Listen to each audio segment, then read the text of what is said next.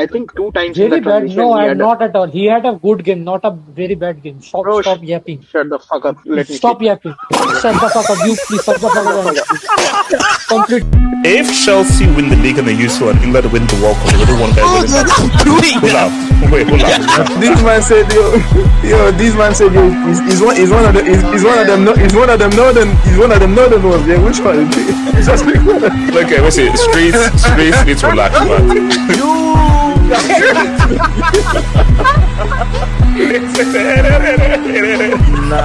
that's crazy. I don't do that stuff. I'm a virgin. What?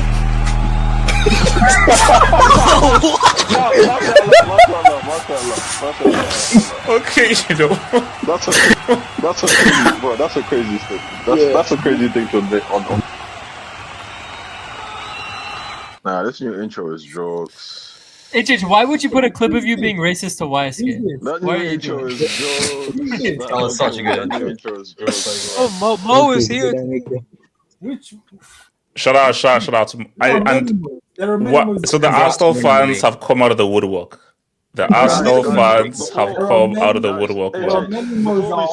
The Arsenal fans have come out of So guys, I have the meal, guys. I've got the meal. So shout out to Uber Eats. I've got the meal. KJ, can I present the meal? Can I present the meal? So guys, I got the meal right there. Honors Burgers up here, and shout out to the sis. Shout out to the big sis birthday cake here as well. I turned 21 today, man. So guys, I wanna see a happy 21 today. So the sis gave me some birthday cake today, man. So shout out to the big sis, man. So 21 years young, man. Happy birthday to you. Happy birthday to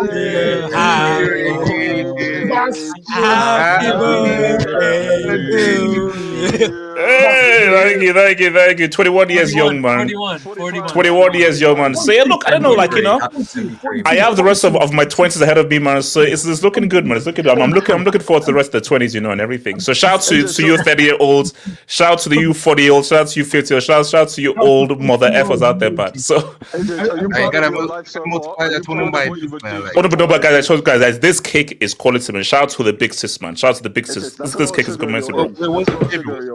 Was it? That's a lot of sugar at your age. That's a lot of sugar at your age. I think it's like carrots. I think it's a bit of a carrot cake, but they've got like cookies in as well. So it's got like this, like kind of like digestive cookies with carrots and everything. It's amazing. Just before we start. Oh, she killed it. That's good. Just before we start, can you drop a brick on KJ for saying one brick after another was any good? Most certainly, bro. There we go. Nah, you might.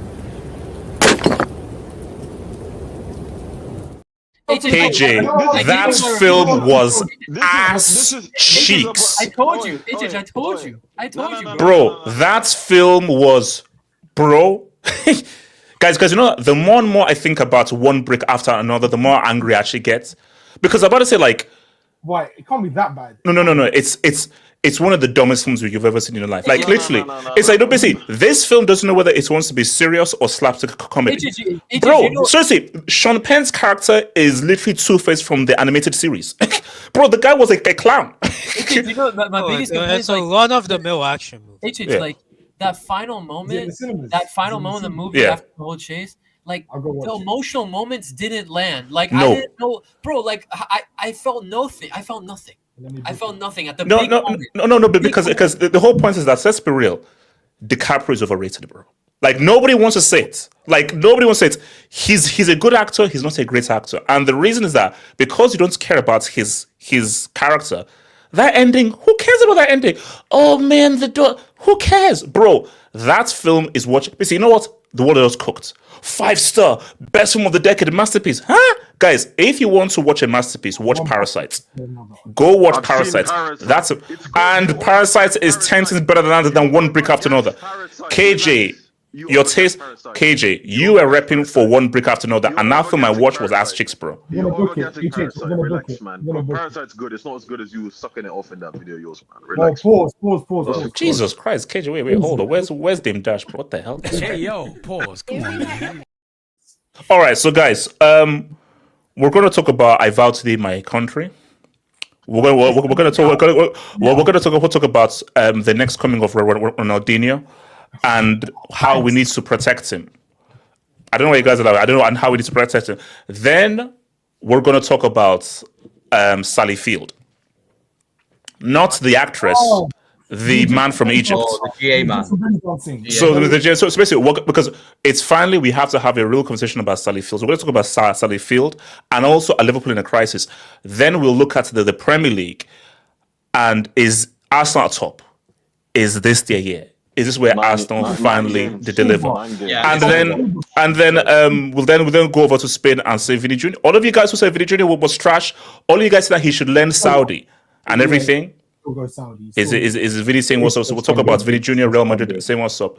And also, we'll leave the international talk for tomorrow because I want to talk about this whole, is there beef between Jude and Tuchel or is the English media just cooked? So we'll do our real international because, bro, South Africa got docked 3 points. So, and you're still fingers crossed. And you're still not going to make it. All right, hold on. AK, never do that again. My country is not qualified, bro. I'm a full-time Nigeria fan. No, we're good. So, Chelsea fans priority. All right. Kenny, okay, thank you. Okay, Kenny's okay. So remember, guys, like the video, subscribe for new. If there's anything you start to show, feel free to send it. Remember, your Dubinsky goes towards Uber Eats and goes towards. Remember, guys, it's going to be. Remember, guys, get your meal out. Get your meal out. It's going to be meal. It goes towards the OnlyFans as well. I told you I quit OnlyFans so Rachel's ass gets thicker. All right, so let's. So Kenny, the mic. Okay, Kenny. How big is too big? Wait, Kenny's not here. Wait, Kenny's not on. Yo, pause. Come on, man. Wait, Kenny's not on Hangout, no? No. So KJ. Is Michael there, KJ? It's your birthday. Actually, no. I'm going to come to an actual Chelsea fan. So Chronicle is the Michael with the Chronicle. Chronicle is the Michael with the Chronicle. You're repping Chronicle. Okay, so Chronicle, your mic is working. All right, so yeah, because I don't know whether this guy is French or really thinks so. He's a bit tricky. So because this guy goes between PhD. So Chronicle, what? So first of all, I want you to just talk about ESTEVAO. What does that goal mean? And then the game over because Chelsea has a very impressive performance after some very iffy performance. So talk about ESTEVAO, what that goal means, what you think it could do for ESTEVAO, and then maybe touch upon Kai's baby and the whole thing as well while I have my honest burger. Go for it. Yeah. Well, Maresca is now running out of excuses to not start ESTEVAO. I don't know how much more this guy needs to show to not start a game. Specifically with the left wingers, again, just being so frustrating. I don't know how it's so obvious that this guy can't get in the team.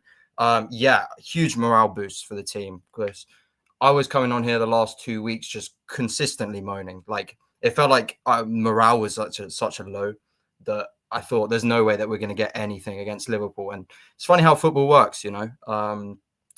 It just changes like that in a second, and your perception on the season and what you can do and how you feel is just... Hold on. What did you make of Maresca's celebration? Was this a bit too much, or it was justified based on the game? You have to celebrate like that. But that guy was running, boy. Yeah, like, okay, it's not... If it was an equalizer, then that would be a bit shameful. But because you won the game and the circumstances that we were under, like, we played four fullbacks in defense at some point. We had no defenders left. They were all cleaned out. 2 of them are suspended. All of the rest are injured, and we still managed to just get. Oh, how about the injuries? Do we actually have any guys left on the squad? No, I mean, for God's sake, Chalobah's finish the back food off in a your mouth, suspension man. next week, but Fucking apart chip from me. that, Tosin's still out, Fofana's still out, obviously Disasi. Colwell's still out. I think Achimpong wasn't too bad of an injury, but yeah, I think Liverpool kind of messed it up themselves. I'm not going to lie, we played well, but Liverpool, I don't know if you want me to talk on Liverpool yet, but they kind of just, do you want me to just keep talking about Chelsea? Or, go on. Yeah, okay. No, because we're gonna cook Liverpool and everything. So just focus on Chelsea. But that performance of what it means, but really the VAR. What does that mean for the VAR? Oh man, he's ready to start. He's ready to start playing these games. He's way better than Gittins and Garnacho. Maresca needs to finally get to the point where it's like, okay, right, there's no excuse to not start him now. So I think the game was won in midfield. I want to talk about Caicedo because there's a few certain people on here that were saying Gravenberch was better than him, and I want you to rescind that right now. And I want to see your apologies right now because this game proved that he can control a game by himself. It was Caicedo and Inshallah from the start, and that's all he was. He controlled, dictated the game, won every ball, scored the banging goal as well. He only scores bangers as well, of course. So, yeah, don't disrespect my man. Enzo finally had a good game. I mean, he actually kind of played well today. He's been really shit all season. It's nice to see him turn up. Yeah. So after that, come to get you. Where are you with Maresca? Like, what's your stance on Maresca? Of how much support are you with him as of now? Well, it's kind of like a love-hate relationship because I don't know if he can be so incredibly frustrating, but then other times he gets it absolutely spot on. So it's like you're 50-50 with this guy, and the past few managers we've had, you know what? I'm going to be grateful for now that we don't have some bomb-ass like manager like Poch in charge anymore. So beggars can't be choosers right now. We're not the best team, so we can't demand the best manager. So simple as that. You know, we're still building. A lot of Lavia was money, bro. Like for some reason, Lavia only ever comes in these Liverpool games because he's injured every other game of the season. But when he does play, he's class. So let KJ talk to me. The game. What's your focus mainly on Chelsea because we're going to cook Select Field. Yeah, sure. Yeah. Go for it. First of all, everyone's better than Caicedo until it's time to be better than Caicedo. Mm-hmm. That's the first thing I'd like to say. AJ, last season he got 1 goal, and this season he only has 3 goals in 9 games. So first of all, evolution for a player, showing that he can actually do something in the final third. Look, we played much better than him today. We deserve to win. I'll talk on the wingers first of all. My problem with both of them is the end product, as Chronicle just said. Neither of those guys are, how do I put this? They don't shoot enough, and their decision making just generally isn't great. That's the biggest thing I had. That's the biggest problem I had with Neto today. There were times when Neto could have crossed the ball, and he decides to take another touch, to do another dribble, to get the right angle. You know what I mean? Like, it's so frustrating watching Neto play football. Like, I don't know what it is with him. He's just a very he's a guy you bring off the bench. He's not a guy you start. That's the footwork. It's non-existent. Yeah, I'll always maintain that he should be a bench option. He should not be a starter for us, in my opinion. The second player we're going to talk about, goodness, Reece was really good today. So was Enzo Caicedo. Enzo was really good today. The work rate. The biggest problem with him is generally not his quality, it's his end product. Sorry, it's his work rate. And today he was everywhere, which I do respect. And that's, look, if Enzo Fernandez can improve his work rate, then yeah, we still have a pretty decent midfielder, even though he's not good enough in the final third for me. But that pass to what's his name? Cucurella was really good. Sanchez didn't have to do anything today, which is a good thing, because when he does, it tends to end in disaster. The centre backs. Achampong had a few nervy moments. Achampong had a few nervy moments, but generally it was good. Badiashile was really good.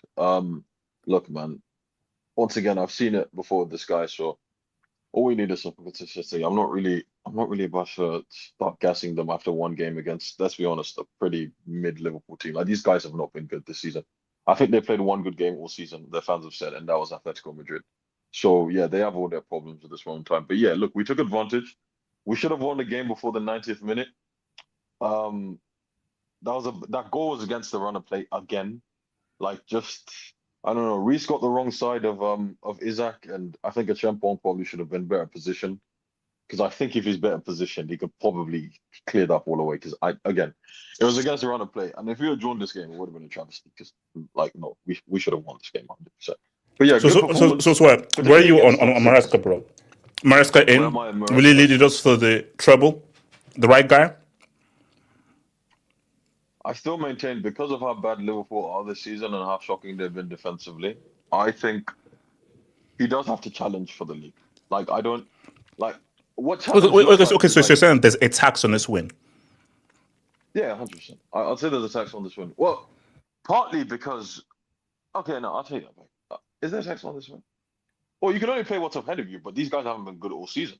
So yes, I think there is a tax on it. I do think Arsenal's better than them. 100%, by quite a distance actually, and I think the City, at least this season, and I do think the City this season are, again, those guys defensively they're still questionable, so we have to see how it goes. But I'm calling Liverpool. There's a lot of teams better than Liverpool defensively right now. A lot. You could argue that they are the 7th or 8th worst defensive team in the league right now. They're not good. I know we're going to talk about them later, and I would like to cook some of their players. But yeah, as in for us. Our record against the top 6 in recent years has been pretty bad. And we beat them in May, but there was a tax on it because they played a bunch of, they didn't care anymore. But this time they actually did care and they did play a full strength team. And it's a good win. I think it builds a lot of confidence for our players to be able to beat the champions. But also, Maresca going forward, what I will criticize is the starting lineup.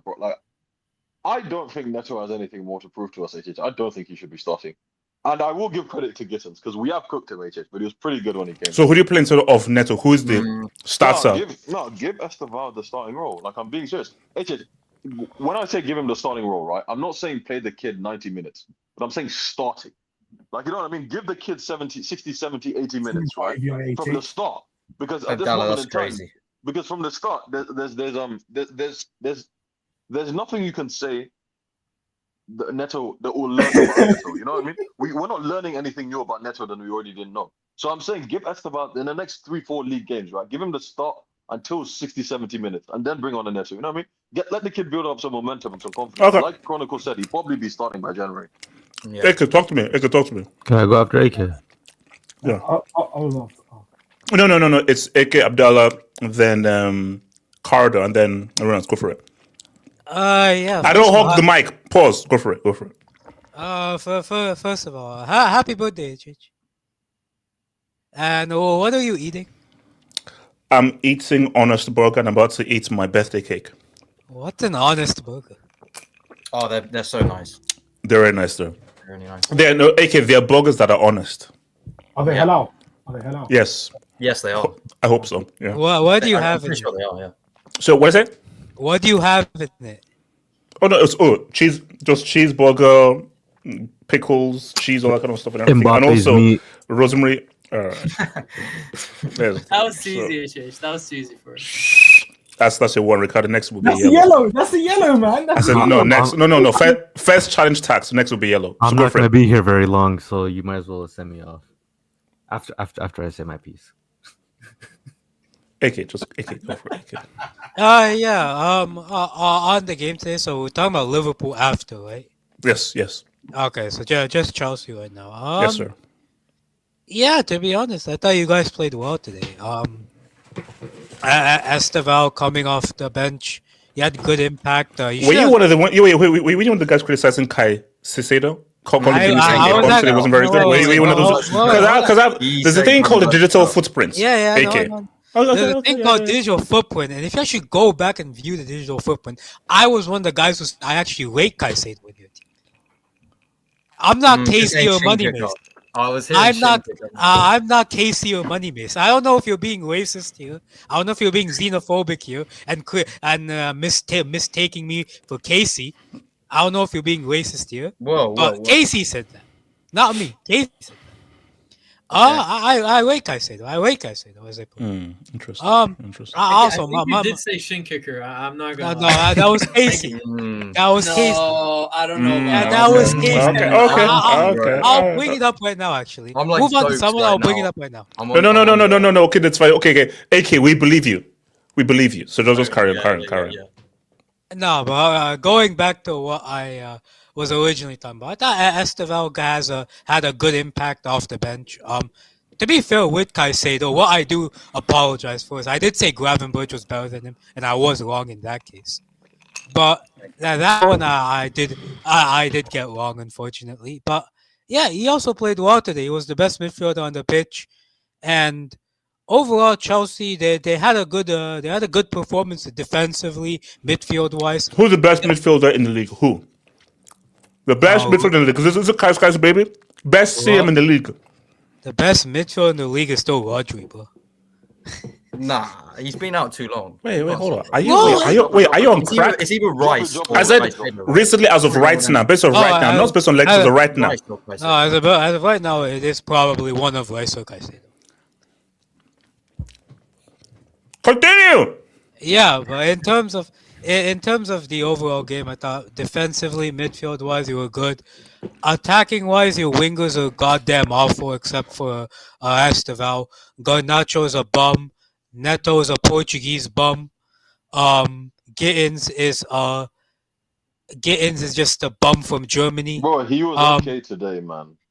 Bro, he was goddamn awful. Okay. He was trash. He was pretty mad. Here we go. He was mid. Just like. But overall, I thought you guys did well. Except you got another red card today. Shout out Maresca for getting sent off. That's 4 for 4 right now. Who's the fifth? Who's gonna be the next player sent off? João Pedro. Wait, hold up. That doesn't count. Oh, bro, he got sent off. I know, but a player though. Okay. No, but someone from your squad got sent off. No, but it counts spiritually, but not physically. It's a spiritual sense of that, but not physically. So come on. And also, we scored the 90. Basically, if that was worth getting a yellow, that's what getting said on based on what happened. So that's also, AJ, I generally have a question. Well, you are a Chelsea fan, right? Yes, I am. Yes. What feeling does it put in your brain watching Garnacho and Neto on? What feeling does it evoke? Yes, when you watch Garnacho on one side and Neto on the other. My heart races and I am just not sure what's going to happen. And I remember days back when this guy behind me used to be saying what's up. Because I'm like, man, we used to have Zard. Arguably one of the most gifted way wingers of 2 or 3 generations. One of the greatest UCL flops of all time as well. But, one of the greatest players of all time, but continue. But, bro, like, you need better wingers. ESTEVAO can start on the right, but on the left, who do you have? Gittins, Garnacho, Neto, Tyree. No, it ain't great. But hold on, wait. Why are you being so negative? Didn't we just get 95th minutes when I do? Where's all the negativity coming from? No, but I'm asking you questions. You said you said in, and I quote just now. You said, "Can Maresca help us win the treble?" Wait, hold on. Side note. We're never gonna win the treble. Wait, hold on. Are you not allowed to eat a cake with a spoon, or do you only eat cake with a spoon? Yes, you can. You can. So what's the whole thing that people eat cake with a spoon? People eat cakes with spoons. Like, you don't have to eat it with a fork. Oh, the fork, did she be falling off at I don't eat that much cake at one time. But, personally, when I eat cake, I don't use utensils. Okay, continue. No, that's all. If you know. Abdallah, what do you want? I'll come to you, Cardo. Zoom into my AVI first of all, please. This is a PG show. It better not be anything. You paid for OnlyFans. All right, keep going. All right, keep going. First of all, congratulations on your win. I don't like to congratulate you most of the time, but this time you deserve it. You guys played absolutely exceptional. Kai's baby, whatever you want to call him, is that's his name, Kai's baby. No, he's Caicedo. No, his name is Kai's baby. But continue. No, he's the Kais. He's the Kais, as you like to call him, isn't it? You played exceptionally well. I was quite surprised that Grover played very well, and you didn't manage to concede a lot of goals. It's still Grover, bro. So relax. It's still one, but it's Grover. Right, relax. Close. Eat with your mouth. Yeah, what the fuck? Relax yourself, man. Relax. I wonder, like, where are you going to go from here? Are you gonna? It's gonna be what? 1 step forward, 4 steps back. Wait and see. Fingers crossed. But I need to talk about my fraud of a countryman, please. I need to talk about my fraud of a countryman. Who? Virgin van Dijk. Wait. We are focused on Chelsea right now. So are you done with Chelsea? Because Liverpool is the next section. Yeah, I am Dutch. I've lived there for 6 years. I got Dutch. I thought you were Iraqi. I thought you were Iraqi. My parents are Iraqi. My parents. Immigration tax. I was born there. Wait, hold up. Ricardo, do you work for ICE? Okay, why would you say? But why would you specifically say that? Based on the way that you said those words, do you work for ICE? He's working for Palantir. Well, Yeah, I don't think ICE would want Ricardo as their. So I'm just saying that. So you better watch out, bro. So you know, I'm that type of Latino that wants the borders closed after I get citizenship. So Ricardo, talk to me about Chelsea's incredible win over Liverpool. Yeah, specifically, and also Ricardo. I vow to thee, my country. I told you. He's never sniffing Barcelona, but continue. No, he is. You just look at the reports that Palmeiras up. But anyways, first and foremost, Bro, in about 5 years, he's gonna be with us. Yes, that's what I said. Barca 2030. Source, trust me, bro. Trust me, bro. It's the source. Trust me, you're gonna be in tears when it happens. But anyways, HH, first and foremost, happy birthday, man. Thank you. 21 years around the sun. I'm thankful for 21 years around the sun, bro. Yeah, so, times two. I think I tuned in for a Chelsea game today, and against Liverpool, I didn't know they were playing today. I usually just find out who's playing the morning of, but tuned in, watched with the bros-in-law, and I honestly thought Liverpool would win like 3-1 or something like that, and then I saw Caicedo's goal. And when I saw that goal, I'm like, okay, Chelsea got something for us tonight. They got something for us tonight. And to be fair, I thought leading up to the goal, Liverpool were actually playing, I guess, the better of the two. But I thought they started dominating the game after they scored. I know you guys have a Liverpool segment after, but I probably won't be here because I got to go to a party. Van Dijk, you need to have a convo about him someday. He's not even better than Yapstam. He's not even better than Yapstam. Yeah, I was impressed by the performance. I'm not gonna lie, because typically with that Chelsea defense, you never know what the hell you're gonna get, let alone Robert Sanchez. Enzo had a great game. Caicedo, by far the best player on the field. I mean, they took command of that midfield, in my opinion. When they conceded, I honestly thought Liverpool would score a second, but they showed great mentality. I can't lie. And granted, Liverpool's goal really came out of nothing, because that's really outside of that chance. The other two chances I would say was the ones that Salah had, which he just shot over the stadium.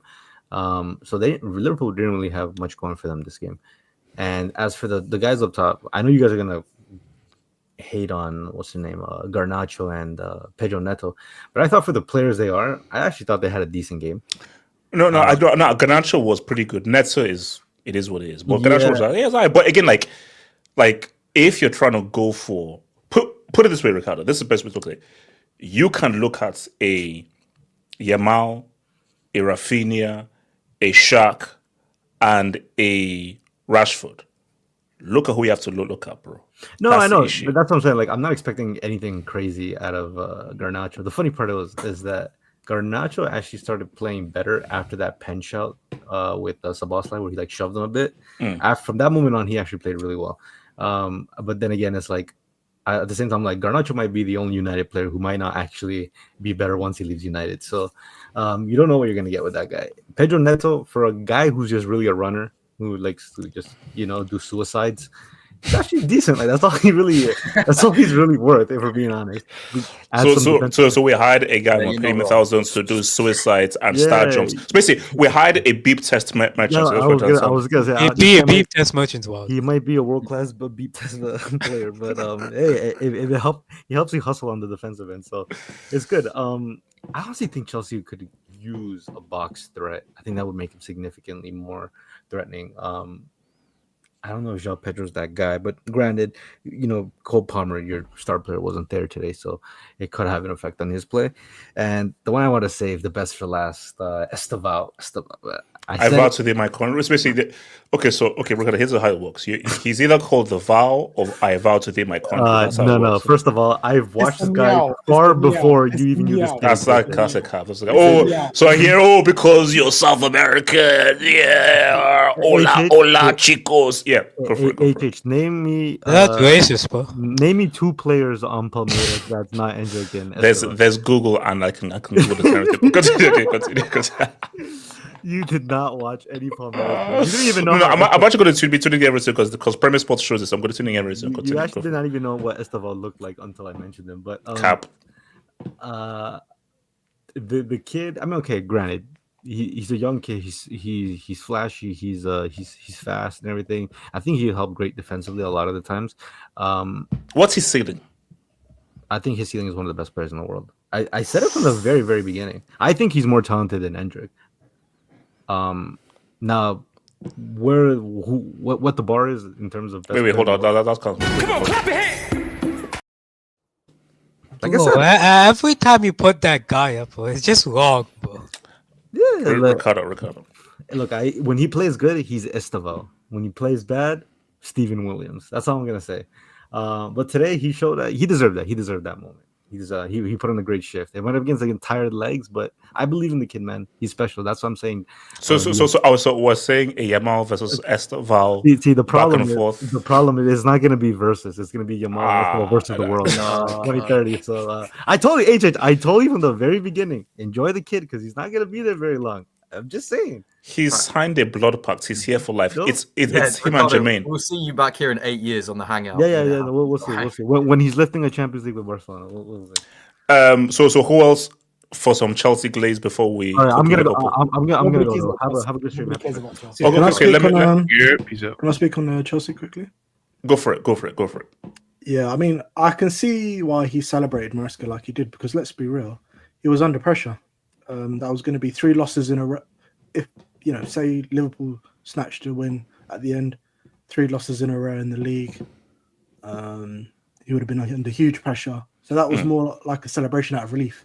Yes. And let's be real, you guys have got a lot of injuries at the back as well. So he definitely coached he coached that game with a win. The way Liverpool are pressing, the way your centre backs. But then, as Kitty says, is there a tax because of how crap Liverpool are?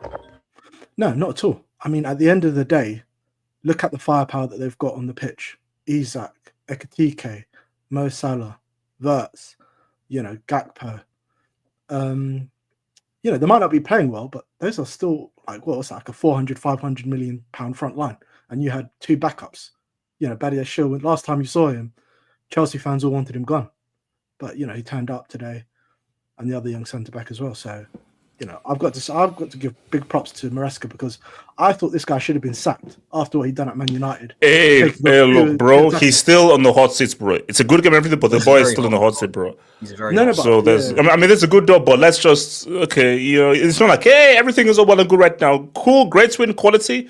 Let's see how the next few months go, bro. So I mean, to be honest, I think most Chelsea fans I know personally were saying they wanted him to solidify top 4 this season and do some cup runs because they just felt without a goalkeeper or centre backs, there's no title charge. And I agree with them, to be fair. Like, if you don't have those centre backs or you still have Robert Sanchez in goal, like you can't depend on them for consistency. This guy stalks me, by the way. This guy stalks me. He's a Chelsea fan. Okay. So especially so. Do you think this team is capable of winning the league? Not this season. With the VAO, the main. No, but they've definitely got promise, man. Honestly, this Chelsea team scares me for the next 2 to 5 years. Like, they've got all these players are young. ESTEVAO, Caicedo's still young. They're good. I know people knock them youth project, etc., but they're really set up for dominance in the next 2 to 5 years if they get the right pieces next summer, in my opinion. I think people are overlooking Chelsea for the next 2 to 5 years. All right, let me quickly hear some Dubinsky's, man. So shout out to... when we start. What's it? Okay, let's speak on Liverpool when we get to that. Yeah. We're going to Liverpool. We'll get there. So, can I give the Chelsea prop? Okay, yes, sir. Very briefly, go for it. So, well done, Chelsea Football Club. You guys have saved humanity. You have saved. That sounds so wrong. Shout out to Chelsea Football Club. Shout out to all the legends out there, Drogba, Hazard. Shout out to the spirit of Roman Abramovich. Shout out to the VAO. I know Cole P was in there doing his juju in the stands. I know he was doing it. Shout out to the bridge. Shout out to you, HAs, Daniel T. Shout out to all the Chelsea fans. And wait, is this like? Can you drop? We're getting a celebration. We're getting a round of applause right now. He eats paella, bro. Shout out to him. He liked that. What? Gave the assist to. What the fuck you talking about? What? What did I say? You can't just. Yes, yeah, I have. No, yes, yeah. I thought this is. No. That's what. Is it? Wait, yes, yeah. Is this a shout out or is this analysis? I want to know. I asked for analysis. I didn't ask for a shout out. Because I'm telling you, Chelsea did. What do you analyze there? Chelsea completely destroyed.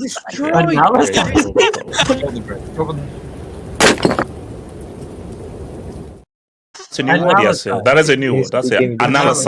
Analyzing. Can I continue? Oh, please go to continue. Oh, please go. All I'm gonna say is Liverpool got destroyed today. They got they did. That's a fact. They were getting Low Croft. They were getting SALAH, you know, like the Sasali. They were getting destroyed at the bridge. They was getting handed to them. Bro, I saw what you call it, Virgil van Dijk twerking.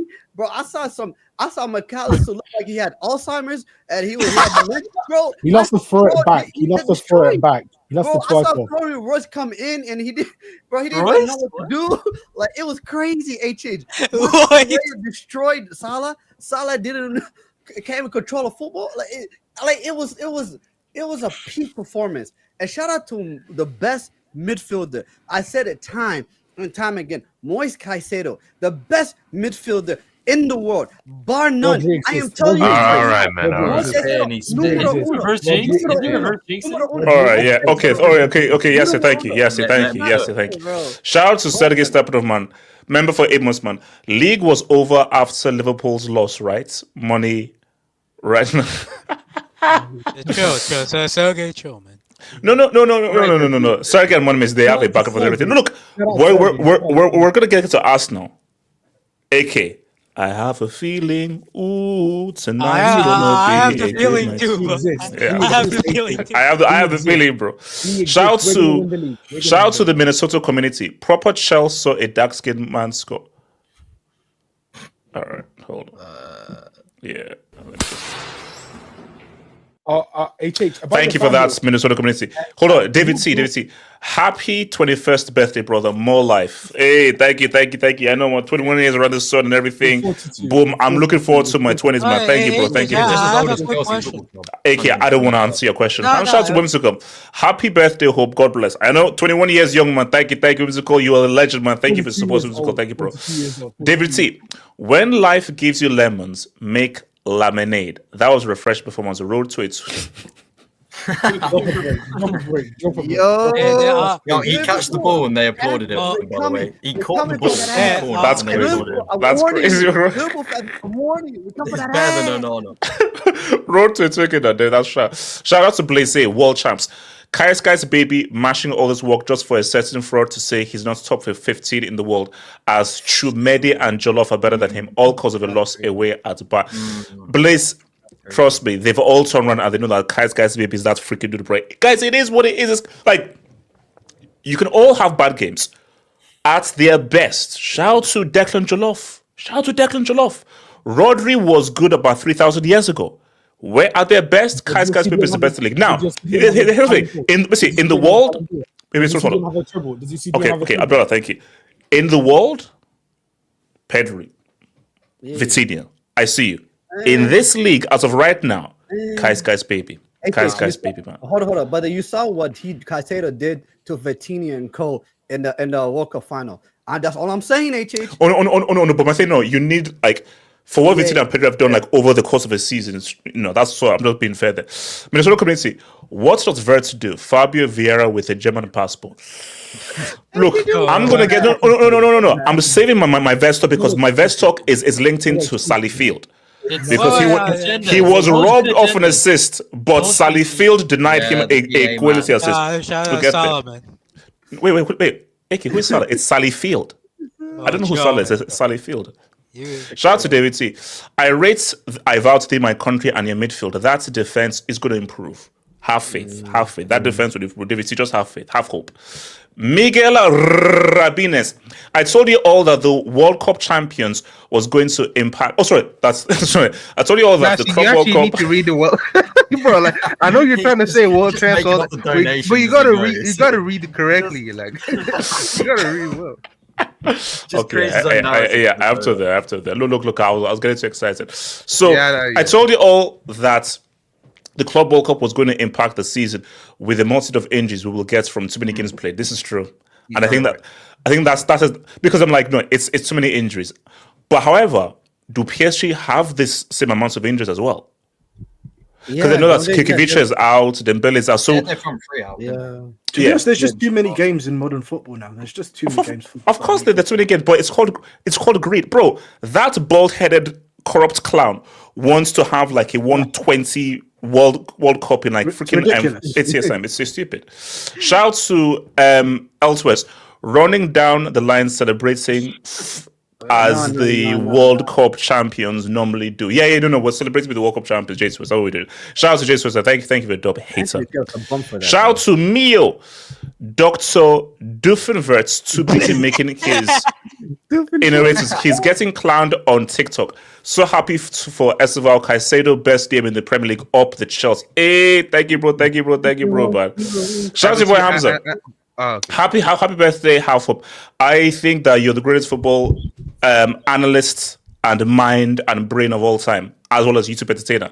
Analysts, you always hit the mark fully. Thank you for all the content. Krakinski, work rate on match. Enjoy your 20s, bro. Thank you, bro. Hamza, thank you, bro. Legend. Sorry, Blaise. So there's a tax on this, but not on the red card games. No. Look, I think KJ's point was, it's tricky. It's still Liverpool. It's still the defending champions. They've played badly all season. That's the issue. So it's weird because like it is still Liverpool. It's still a team with great players, but it's a really great team playing badly. So you could argue that there's a tax. You could also argue that they're still the defending champions, and we played very well and defeated the defending champions. So depends how you want to read it. That's dumb. I think the only tax that you can, bro. Wait. So hold on, Mo. What's right? Mo, what's it, Mo? I think the only tax that you can possibly say, if you're going to call it a tax in quotation marks, is that it's because it's a big game. So maybe the players raise that extra 5% because it's a big game. They're all locked in, and maybe it's your sort of Sunderland games where the lack of focus comes in, and these constant mistakes happen. So you can say, look, the only kind of tax on this is that it's a massive game. The players were naturally going to be more focused and up for it. So that's fair. That's fair. Wait, shout out to your boy Hamza. Chelsea could easily have been leading before the last couple of minutes if their final ball was better and players didn't have poor touches and build up. Oh no. Look, I think Chelsea's overall performance was quality, bro. But again, I think someone said that defense. We see the defense and those wingers, bro. Defense and those wingers, bro. Give me quality wingers, and then in defense, we're winning the damn cup. Garnacho was not bad though. He was good. All right. He's not bad. Do you want to keep? Do you want to keep him? You want to keep him at United? You want to keep him? You want to take it back? I don't hate Garnacho. Yeah, good. Chelsea are finally a progressive club. Wait, are those two females? Yeah. With an Argentinian and a rainbow flag. Yeah. Right. Yes, Garnacho. Yeah. Shout David T, man. Shout David T. Sergey, Liverpool really signed Abdi. Sure, bro. Abdi Shuffle has more tech than words, bro. Who's Abdi Shuffle? Wait. Hold on. Abdallah, guess. Just guess. Who do you think it is? I don't know. No. I mean, just have a guess. No, just guess. What, as in like who the player? Yes, who the players? Just guess. Who do you think it is? Wait, hold on. Abdallah, who do you think it is? No. Who is the actual player? No. Yes, who is the actual player? Who do you think it is? I got no clue. Just guess. It's obviously a Liverpool player. Just guess. Who do you think it is? No. Abdi Shuffle for 150 million. I'm saying no. Who's Abdi Shuffle in real like? Yes. What is Abdi Shuffle? Who do you think, Abdallah? Who do you think he is referring to on the Liverpool team? Who? Hold on. Abdallah, who do you think is being referred to in the Liverpool team from this dog? That's not what I mean. I'm not saying who's it referring to. Who's Abdi Shuffle actually? Yeah, do you want to know? What is the Abdi Shuffle? No. Okay, so Abdallah, there is somebody in the Liverpool team that they're referring to as Abdi Shuffle. Who do you think that person is? I'm asking. I know what you mean in terms of that. But I'm saying who it is. Abdullah, just say his name and then get your point. Abdullah, just say who you think it is on the Liverpool team. What's his name? Isak. Oh, yeah. Hallelujah! Yay. Hallelujah! Hallelujah! Hallelujah! Abdullah is not a real person. Abdi Shuffle is not a real person. Oh, we found it's a miracle. I'm in the streets. Are you kidding me? No, but Aegis, what is Abdi? I know what he's saying. What is an Abdi shuffle? Okay. Abdi Shuffle is basically he's a big player. No, I think Abdi Shuffle, like it's basically like a term. Basically, have you seen like Somali footballers in London? Yeah. Sorry, I don't watch Somalian football. But Abdullah, you can't ask the question. You should ask Yasu. How many times have I told you? What does that mean? Learning difficulties. I process things very slowly. How am I supposed to know? Man. I don't live in London. Wait, that's right. AK, why? Hey, AK, you knew about Abdullah's and difficult, and AK, you mocked him. AK, can you apologize? What? AK, you were the loudest with the mockery. AK, can you please apologize, AK? What did I say? I said I knew. No. You were laughing at him while he was trying to figure this out, knowing that he had any difficulty. AK, just apologize for being a prick. Let me apologize. I apologize, Abdullah. I was a prick to you, and I won't do it ever again. Thank you. You owe me an apology, HH. You owe me an apology. Abdullah, I apologize and I am sorry. And everybody in the streets say, I am sorry, Abdullah. I want everyone in the streets to say, I'm sorry, Abdullah. I want everyone in the streets to say that. Shout out to your boy, Nathan Drake. VV Ice Spice. No, we're gonna cook him. I'm gonna cook him. Wait, hold on, sorry. I've literally watched you get younger, and your face. That's older. It is what. What's supposed to go? Black don't crack. It is what it is. Black don't crack. Shout out to Black Skin. Shout out to Blaze A. Liverpool fans claiming Ice is bad first touch. Ice is bad first touch as sensational assist. By the way, that's how washed he's been. Also, shout out to Pogba's Baba for Reece James. They're damn bad. Wait, hold up. Shout out to Rapunzel again. Happy birthday. It's actually shameful that you would be the greatest Nigerian president if given a chance, despite you being a absolute amazing Einstein in general. Correct. High expectations. You know what to do with this. you know, Rapunzel, you have some issues, bro. You might actually be. I know Rapunzel. It costs more than 10, by the way. So rates have gone higher. So it is what it is. You know who I missed? I missed Wing, bro. What happened to that guy, bro? That is Wing. Oh my god, man. Rapunzel is Wing. Oh damn! Yes, Rapunzel is Wing. Rapunzel is Wing. And shout out to Hamza for gifted subs, man. Thank you for sending those 5 gifted subs and enjoy your memberships, guys. Boom. Thank you, Hamza, bro. Guys, Liverpool or Lala? What should we do? Liverpool as a whole or Lala as a whole? Start with Liverpool and then Lala. You have to start with Liverpool and then delve into So okay, streets. Should we cook Liverpool first or should we cook Sally Field first? Because I feel we should go Liverpool and then zero in onto Lala. That's what I'm thinking. That's what you have to do. All I know is there was a guy who did a dissertation for why Lala should win. Okay, so basically, so in this Liverpool, so we're gonna leave because I've got a lot to say about Lala. So Liverpool. Hokage, are Liverpool in a crisis? I ain't spoken. Okay, let them come to Barry, then I'll come to you. Okay, Barry. So Barry, are Liverpool in a crisis? Yeah, I mean, they have the highest standard in the Premier League. I would say they're trying to win everything. So the fact that you haven't won a game in 3 games, it's shocking. At the beginning of the season, they weren't playing well, but I was like, you know what? They just need to figure out how to close out games better because. For example, again in the Champions League against Atleti, they had a 2-0 lead. They blew it, but then VVD came up clutch and he scored the header. Against Bournemouth, they had a 2-0 lead, but they blew it. Shout out to Semenyo, but they still won. But now it seems like teams have kind of catch up because even then, like they have the individuality, they have amazing players, but it seems like there's the balance is not right. The midfield is getting caught up. The defense is not right. So something is up. And obviously, so what do you think the difference is from last season to this season, though? I think last season you didn't have as much luxury when you look at the players that you have compared to now. Like Isak, it's a rough start, but he's an amazing player, same as Verts and so on. But I think now, obviously, I was gonna say Salah's play has declined a lot. Their guys are trying to get acclimated into the team, so it's like a transition. Even though you have high standards, even though you want to win everything, you're still in the transition because there's a lot of moves that have been made. So yeah, I think Slot has a lot of work to do because last season we didn't know him. He came out on fire, won the league, but now teams are prepared for you. You're the main target, so you're gonna have to improve. Now we're international. I think it's international break now. Yeah, there's no matches. Yeah, so you're gonna use these 2 weeks to see what went wrong, fix it because after that, there's big games in the Champions League, big games in the Premier League. So yeah, it's a big task ahead for them. Hokage, what were you saying?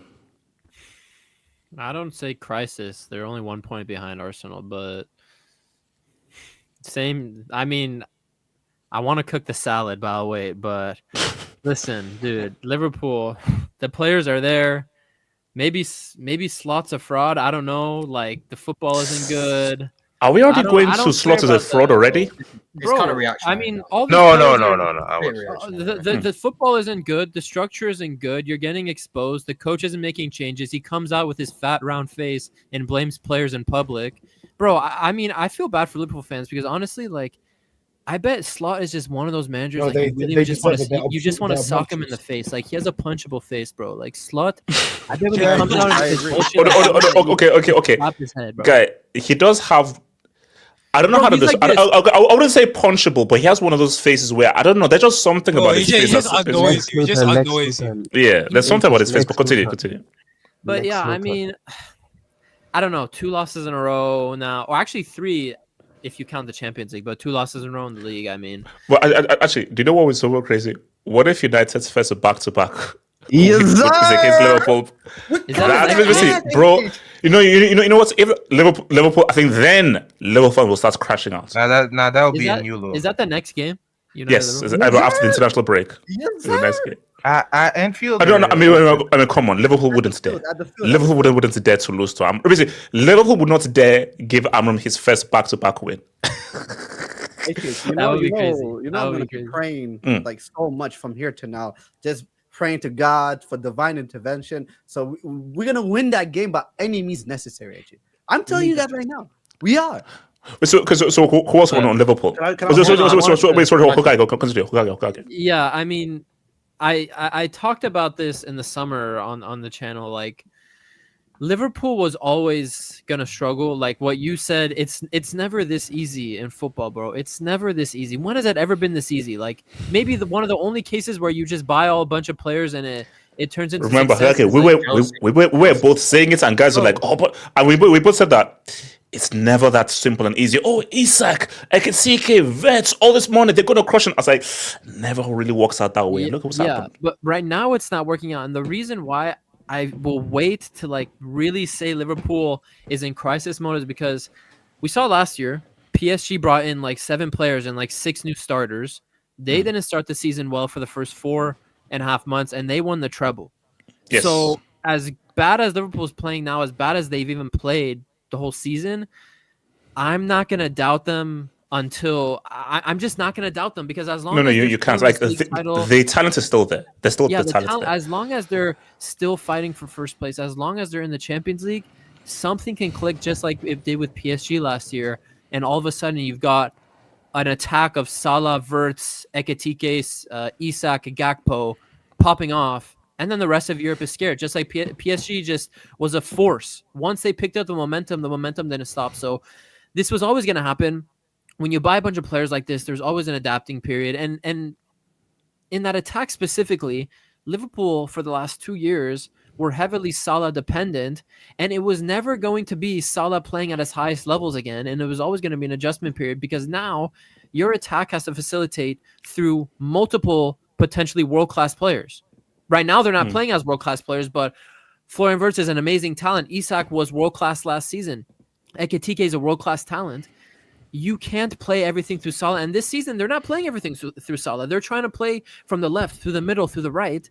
But it all just does it. None of it looks cohesive, and they're running out of ideas, and they're not creating chances for their $150 million striker, pound striker, whatever it was, for Isak. And it's gone to the point where Liverpool fans are hyping up a missed touch as a sensational assist. It's Crazy, madness. yeah, So that's Liverpool that's crazy. Liverpool That's fans are crazy. going crazy. Yo, Yeah, Kenny. so it was never going to be smooth, but just take the PSG case study from last season and hold off on your potential receipts you guys are about to spew out right now, because Elijah will come with those receipts, Michael will come with those receipts, all those dudes will come with those receipts if Liverpool start popping off next in the second half of the season. I'll tell you why that won't be the case. It's because, number one, if I told you what is Liverpool's identity as a team the last 6 years, the first season of Slot and the last 5 years of Klopp, what was their identity as a Liverpool team? What did you think of Liverpool? You thought of transition football. You thought from back to front really quick. You thought they can attack straight away from defense to attack. Slot, what he wants to do is slow the ball down from back to front slowly as a methodical possession-based team. That's not Liverpool's identity for the last 5 to 10 years. They've been from back to front with Trent, with Van Dijk, long balls direct to Salah, running onto it. Yeah, that's what Liverpool's identity's been. Now they're trying to play with Kirkers, Frimpong, Szoboszlai, Bradley, this slow build-up to get to their attackers. It's not working. This back to front football is not working for them. But what happens what happens if he does get it to work? It wasn't. Kirkers is crap. I'll be honest. Kirkers is crap. Frimpong's crap. Bradley's crap. These guys are trash. Okay, so we're saying that it can't work based on not with the these personnel. fullbacks. They need to buy new fullbacks. Not with these fullbacks. These fullbacks are trash. They need to buy like Hakimi and. I mean, look. Let's be real. Like more. I mean, because let's be real. If you look at Liverpool over those 7 years, was it? You're missing something big, bro. Like, no. We're missing something big. Wait, but hold on. But quickly, the thing to me is that Robertson and Trent were very important to how Liverpool operated. Like obviously, there's a massive issue which is the belly dancer, who we'll get into in the next section. But I do feel like if for one more sentence, yeah, like okay, Firmino, Salah, but in terms of just how they attacked, because again, Robertson had a sharp decline, but Trent still managed to say what's up. So Liverpool fans, you hate Trent, hang on the FG and everything. Liverpool missed Trent. And they missed an actual proper Robertson. Wait, hold on. More, great, more. Yeah, and just to sort of finish off with this is that at the end of the day, you can have this amazing front of the car, but if the back of the car is not working properly, what's the point of having this shiny front? You need the whole structure to work. So there's no point having a £500 million attack if you've got like £2 for fullbacks to get the ball to them. Like, what's that about? So yeah, for me, fundamentally, it's the players that they've got at the back are not equipped to support them at the front, and so I don't think this is a season. No, I'm sorry, Eddie. This is cope, bro. No. It's Eddie. You're not coping, bro. They are but the downgrade is substantial. Remember when the Isak thing was going back and forth, and this is the most part. Remember the Isak thing? I kept on coming out and saying, with Ekitike starting strong, do you really need Isak? There's an Angelo Stiller at Stuttgart to be your facilitator. There are players in the French league, in the Bundesliga, and La Liga to bring in to bolster the back line. Kenny, that mic is crazy. Kenny, you sound like you're on the Enterprise, but you have to fix that mic, bro. Can I mention something that Virgil Van Dijk said? Kenny, it's still horrible. I don't know. It sounds like you're on the Enterprise or the submarine. Voice then a couple seconds ago. Yes. Yeah. So Kenny says something that I didn't like. I was not thinking about, because like right now we're talking about the quality of the players, the system, the manager, and etc. Right? Virgil van Dijk, this is a quote for him. He said, "I've said repeatedly that this season will be tough. It's not only because of what happens on the pitch, but also because of what happens off of it." So my question is, a lot of people are referring to him saying that a lot of the players are struggling because of what happened off the pitch this summer. So I don't know how much of that is also having an effect on this team. I mean, if you lose a player, in Jota, and they were extremely close to him. So I mean, people always forget the aspect of football that is psychological. Like it is. Like football is a mental game. Yes, some of these players are like Kirkers and Frimpong weren't even there. No, but then my point is like, that's why I'm like, then you look at players like the Salahs and the Van Dijks and the McAllisters and etc. that were there. And I'm not lying to you. Like, it's very difficult for you to say, other than maybe Szoboszlai, who else has played well this season. Like, I don't see another player that a standout player other than him It's definitely a reason, but I don't know. I wouldn't say that's the number one reason they're playing poor. I don't know, because your captain saying that is, that's your captain. So for me, it's like For me, guys. No, I think it's basically it's a lot simpler. It's two things. One, we're going to get into, which is which is pretty much Salah. But the other thing though is the new players coming in have just not hit the mark. Can I speak? Which is simple. So basically, so obviously, Isak hasn't fit in well. Vets hasn't fit in well. Ekitike has fitted in well. But you look at Ping Pong and Kirky. Yeah. So between Captain Kirk and Ping Pong, those have been downgrades. As simple as that, they've been downgrades. Wait, hold on, wait. AK. Yeah, I think I agree with you to a certain extent. Before we get into the brother, the North African brother. Here's the thing. I think, firstly, I think there is a lack of build-up and creativity, especially in the center of the park. Especially in the center of the park and in defense as well. I think. Name me the back four today. The back four that started or the back four that ended the game? It started. So it was Konate, Van Dijk, Bradley on the right. Yeah, Bradley and Kirky. Kirkes on the left, and then Soboslai came right back 60 minutes. No, and then I think wasn't it what's it called? Birch then went into the defense. Yeah. Gavin Birch went to centre back. Yeah. Where's the Mac better now? Yes. Yeah. Now, who was name the goalkeeper today? Mohamed Ashvili. Okay. From Valencia. Yeah. Out of those 5 players, how many of them are good on the ball?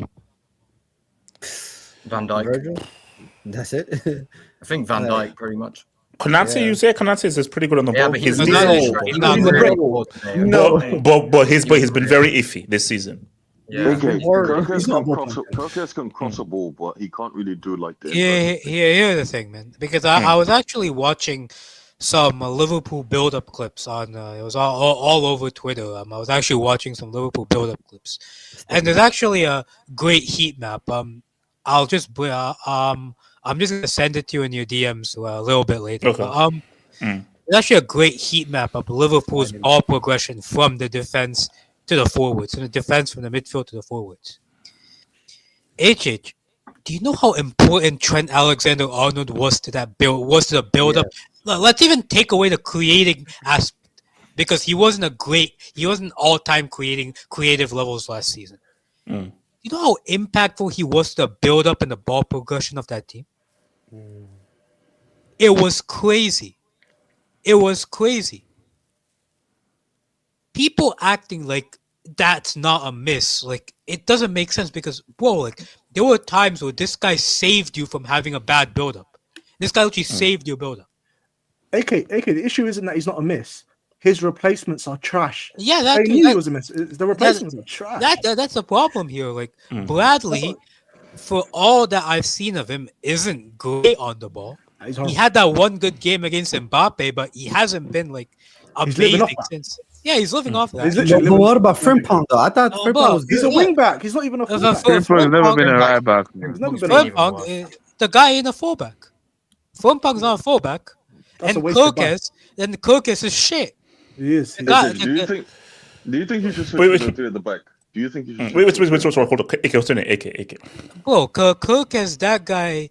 I told you before, that guy is Fran Garcia Premier League version. AK, do you think he should switch to a 3 at the back to get the best? Who are the 3 centre backs? They don't even have 3 centre backs at the moment. I think they got Joe Why they should have used this Isak money? No. But hold on, KJ. Do you know how big of a seismic change that would be to go to 3 at the back to a team that has been extremely used to doing for the back?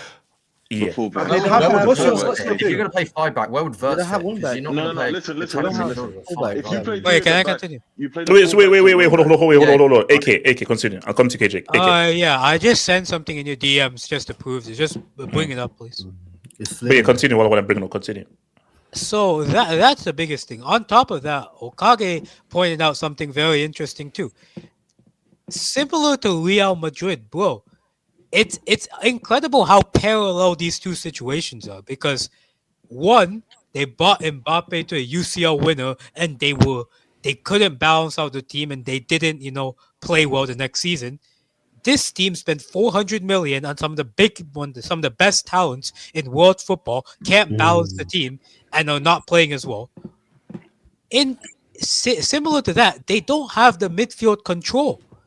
Gravenberch is not a dictator of play. McAllister has been awful this season. Look at the amount of progression Trent Alexander-Arnold has in that first. Yeah, the one on the left. Yeah. Frimpong and Kurkis are not passing forward. That's crazy. Like, they don't have the midfield to build up. They don't have the defense to build up.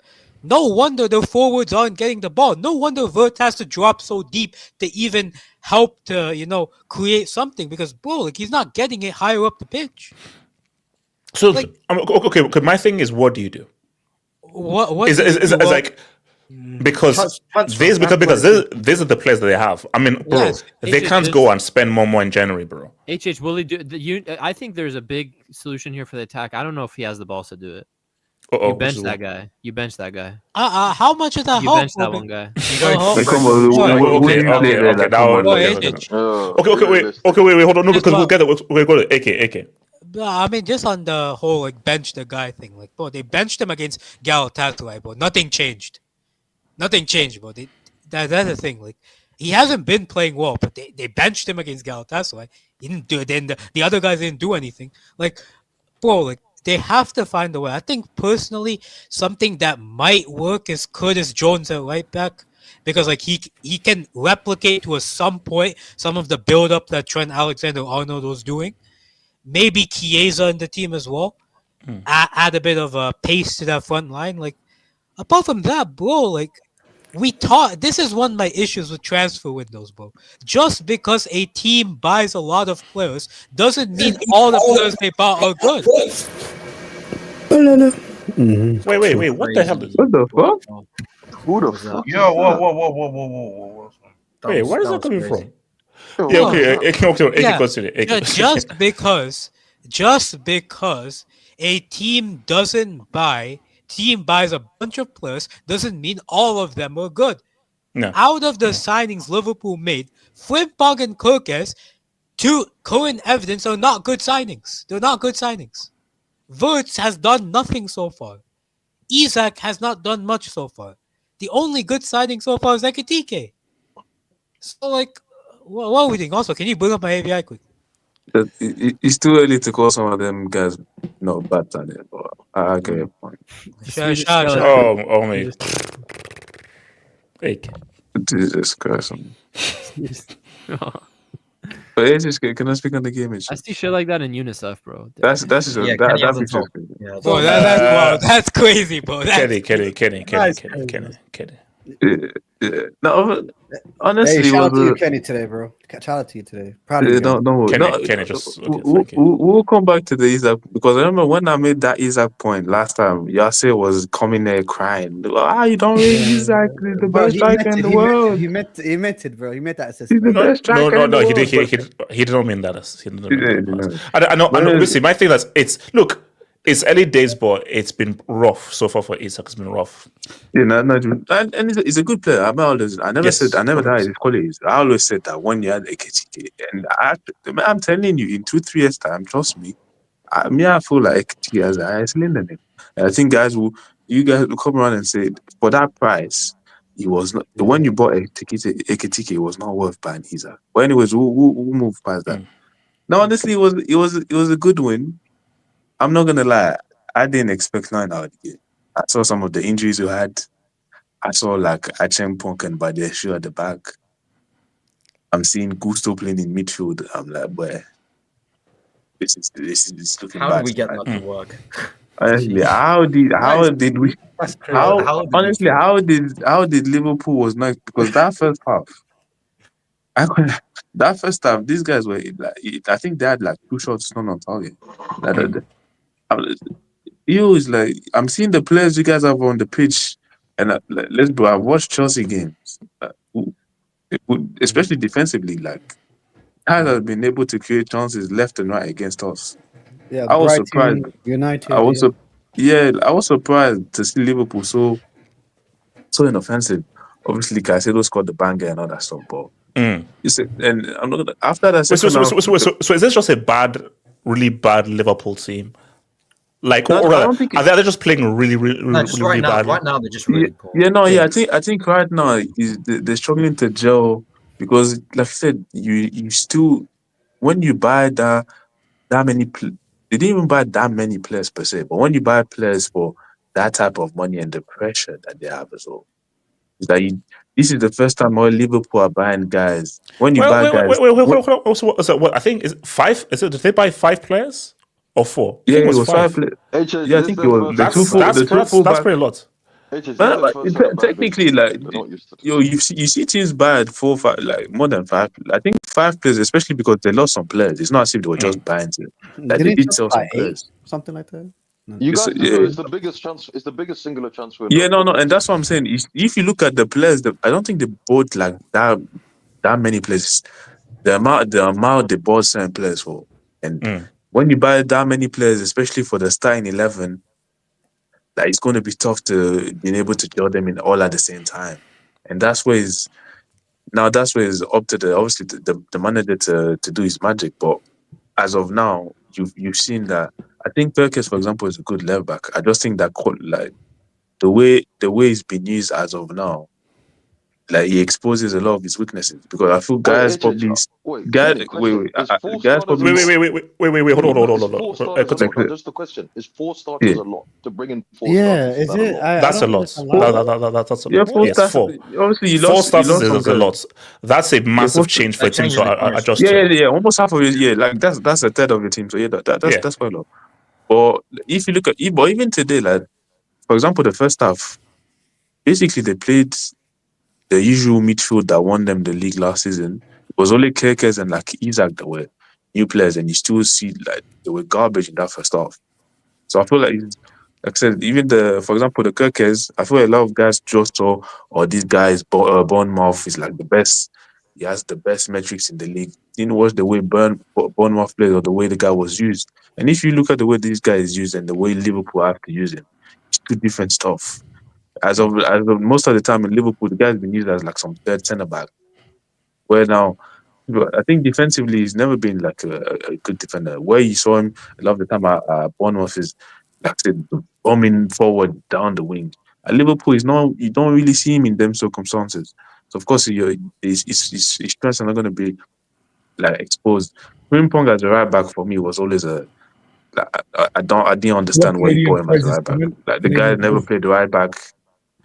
He's played a wing back. Even last season, the guy was playing as a winger most of the time at Liverpool. So the Frimpong right back, I never got the idea. And I mean, like I said, the Isaac Ekitike, I think going forward, I don't know. If you can't find a way to be able to play those 2 guys together, I feel like he's just one of them is going to have to leave sooner or later. But like I don't see how you can.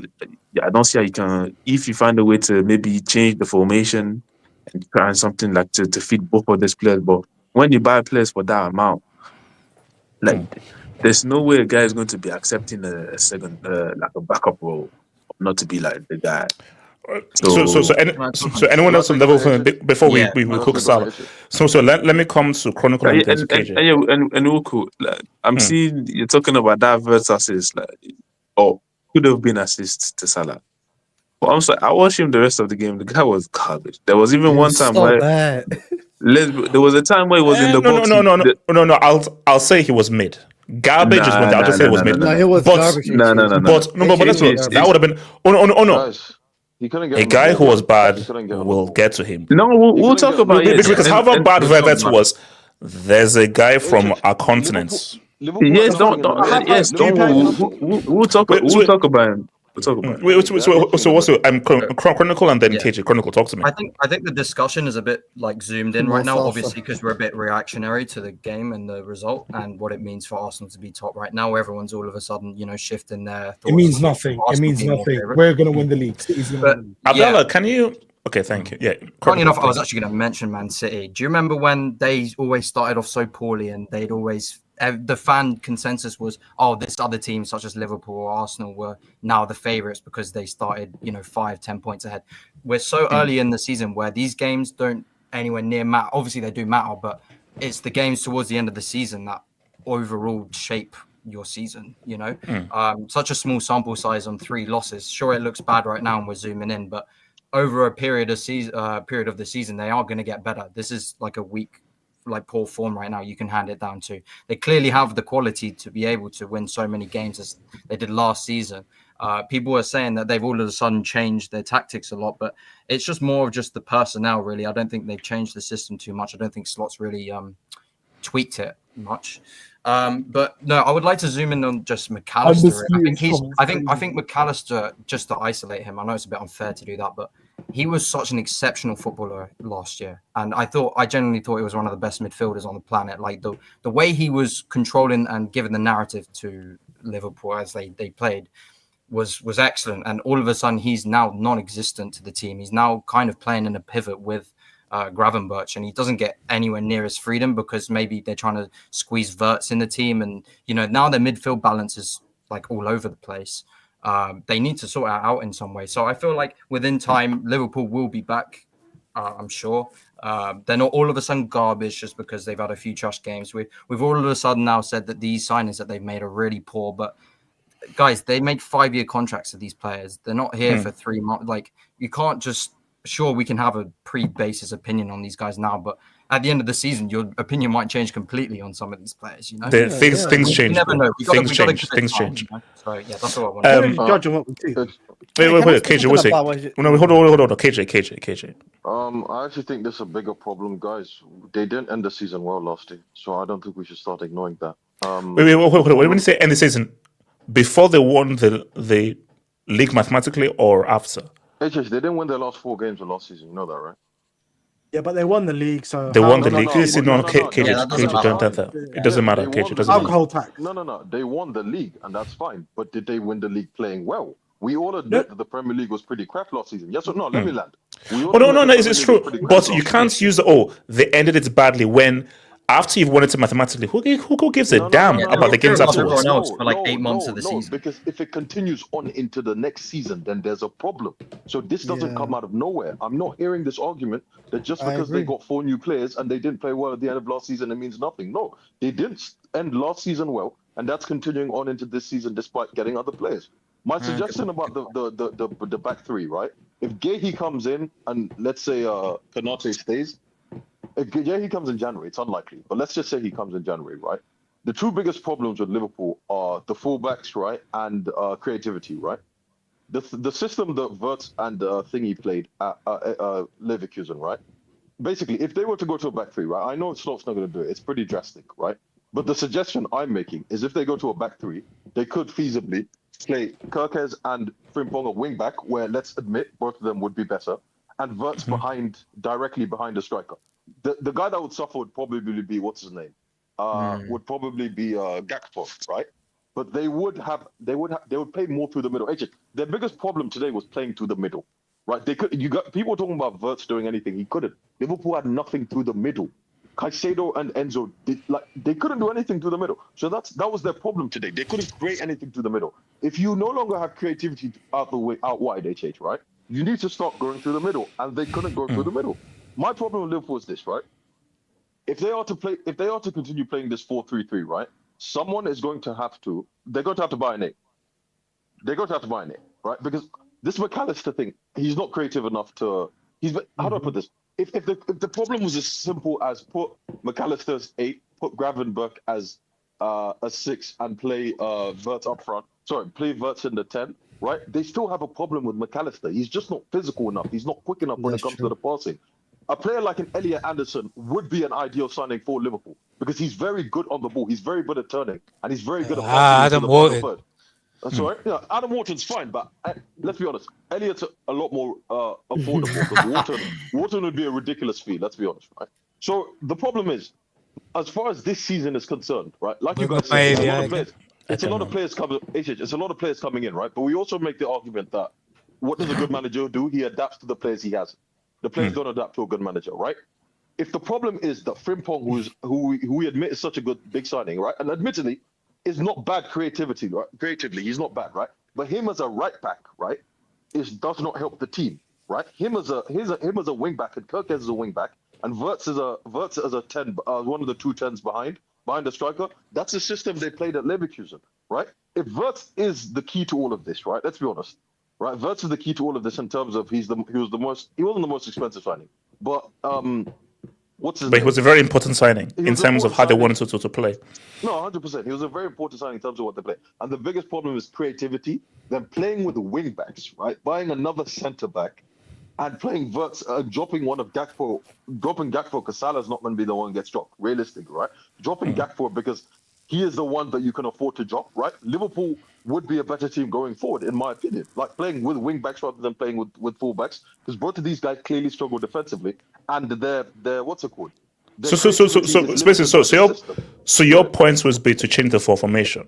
Yes, that he should change the formation now. Yes, HH, because of the full backs and because of mid-season. HH, can I add to that real quick? Can I add to that? And the fact that Wirtz played and the fact that Wirtz and Frimpong played the exact same system at Leverkusen.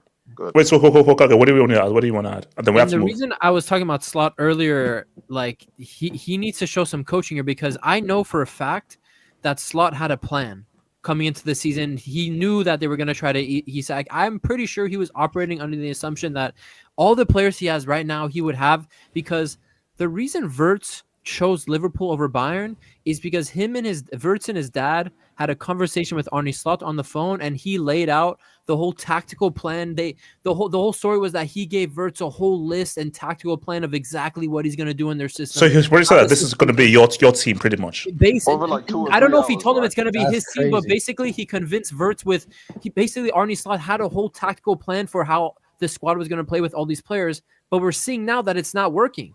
We know he has the plan because Florian Wirtz's father came out and said that this is what happened. This is why we chose Liverpool last second over Bayern, because we were convinced more by Arne Slot's tactical plan that he had for the team. So we know for a fact he had that tactical plan. It's not working. Now, Slot, be a good coach right now and make the changes. Find the solutions. Are you a fraud or are you not? Are you a manager or are you just a puppet for at Liverpool? Okay, wait, hold on. Answer this because so shout out to you, Bupinda. I'm not reading that out. I'm not reading that out. But shout out, thank you for the dope Bupinda. I'm not reading that out. Disputed is hiding like HH and his search history. My search history is open. It's open. It's all that's asked there is so it's open. Shout out to Bupinda again. Liverpool should have stuck to window shopping. Look, you have to always improve. Like, there was the Isak thing is interesting, but yes, it's looking crazy. We still know what this guy can potentially do, and you always want to get better. Big teams always want to be freaking greedy, bro. So, and the key thing is though that we have to wait and see. So, wait, Barry, what are you saying? Yeah. Maybe it's not fair to say that to Isak yet, but like, I always thought that it was a mistake because when I saw Ekitike like these first couple games, I was like, yo, this guy can do the job easily. But, I don't blame Liverpool, Yeah, but you never know whether he can sustain it. Wait, hold on. Liverpool need a profile like Diaz, #with winger. Yeah. Wait, okay, real quick. Did they miss? Okay, was selling Diaz a mistake? Not just Diaz, but Nunes as well. They've lost a lot of speed in their front line. Yeah, exactly. I agree with you. Last season was Diaz better than Gakpo last season? Who were people? It's not even just he's a different profile of player. Exactly. That's it gives you a different. Yeah, the left winger, but they need speed. He's very good at ball carrying, right? That's one thing they miss. He was very good at ball carrying. He was very good at getting the ball off the pitch. You know what I just realized though? I just realized all this super chats are funding your OnlyFans addiction. I just realized that, bro. Okay, I'm gonna the whole scheme. Shout out to Mook. Thanks to ESTEVAO. Long season ahead, bro. It's a long season, bro. But I'm hyped. I'm hyped to your boy. Thank you, bro. Again, does Mr. Lightsbulb win anything major this season? Be 100, no hate. Shout out to HH and the rest of the panel. No chance. No. We will get there. I have a feeling. This is Arsenal's year, though. I just have a feeling with Arsenal. I have a feeling, bro. I've got a feeling, bro. I've got a feeling. Shout out to them. Change my YouTube name, but it's me currently. You might not even recall. It sounds familiar, though. You might be from way back in the day. But again, welcome back, Mr. Karimbo. Welcome back. Thank you for the dope, man. Thank you for the dope. Okay, guys. Oh, Oh, guys. So I'm going to confess to you. Let's speak on it, please. No. I'm going to confess to you, Hokage. But let me just first say this right now. Don't be harsh on my North Africa brother. And Money May should be here for this. Let me take a quick bite. H, what are you eating for a meal today? Sally Field. Cold cake. Sally Field. Is this the beginning of the downfall? Yes, guys. 100%. Guys, here's the thing. No matter what, Salah has been amazing. He's been superb. Premier League legend, man. 15 max this season. Premier League. He's been a Premier League the legend. And Hokage, I wanna bring up a name. Frank Ribery. But it's okay. What does Ribery have to do with this? So if you watched Ribery play, and he didn't get a goal or assist, he still impacted the game. Whether that is through his, He made you smile. You love. no, even beyond smiling, whether it's through his dribbling, creating space, creating situations. If he didn't get a goal or assist for you, Stats mentions he didn't get a goal and assist. He's still going to impact the game in terms of his general play when you give him the ball to feet. The issue I always had with Salah is if he doesn't register a goal or assist, how does he impact the game? That's what's scary. You see, he will always ghost, but because we live in this GA era, he'll get a goal or assist and hey, Salah doing his thing, he's still the best in the world. I'm like, okay, fine. Because Salah could always hide behind GA. Because he gets a goal or assist, in this stats era of people who just actually watch the games, they're like, hey, he did his job. Yeah, at least he did something. But now he doesn't have GA. Of what use is he? Because there are players, specifically wingers, that don't have GA, but they still help the team. They still impact the game. They do. Something. I'm looking at Salah right because guys, you can talk up and down about Vets. Vets is still trying things. They're not coming, but he's trying things. I'm looking at Salah. I'm like, is it crazy to say that Salah has been Liverpool's worst player? Wait, did he not try things today? They just didn't come off. He tried to cut in and shoot like 3-4 times. He had that one good cross. He had that one good cross to Isak that he missed in the first half. Okay. Oh yeah. The Isak. Apart from that, he didn't really do much, really. So okay, look, okay, are we being too reactionary here, or everything that has a beginning has an end? And are we seeing the end of Salah? It can't be reactionary. It can't be reactionary. I was on here all summer warning Liverpool fans. This guy was ass since February. This isn't reactionary. Slamming Verts and everything is more reactionary than slamming Mohamed Salah. Mohamed Salah has been, I won't say complete ass since February, but since February until the end of the season last year, he was kind of mid. And then shout out that guy. Shout out that guy, man. But in the beginning of this season, he's genuinely been ass. Like his best moment was the goal against Bournemouth. Wasn't a penalty. He fake shots, scored. Like that was his best moment. But outside of that, what is he bringing to this team? His general performance since February, like I just said, has been extremely underwhelming. From a guy that this year we were supposed to say, oh, Ballon d'Or, this Ballon d'Or, that should have been top 3, should have been blah, blah, blah. Bro, he's nowhere near that level right now. And with Salah, like in general, I think over the last couple of years, I've always maintained that point that you just made that, all right, without a GA, what does he do? And there are games where Salah doesn't get, like, there is a handful of games where Salah doesn't score assists and he does like crazy things. I remember last season away to Newcastle, he was doing crazy things on that football pitch. But the issue is 95% of the time when this guy isn't scoring or assisting, there is no effect on the game from him. There's no effect on the game. You know what? This is why I was talking about earlier. You're bringing all these superstar attackers. You're completely changing your front line. You don't bring in a Verts. You don't bring in an Isak. You don't bring in Ekitike and still play 80% of your attacks through Mohamed Salah like you've been doing the last 2 years.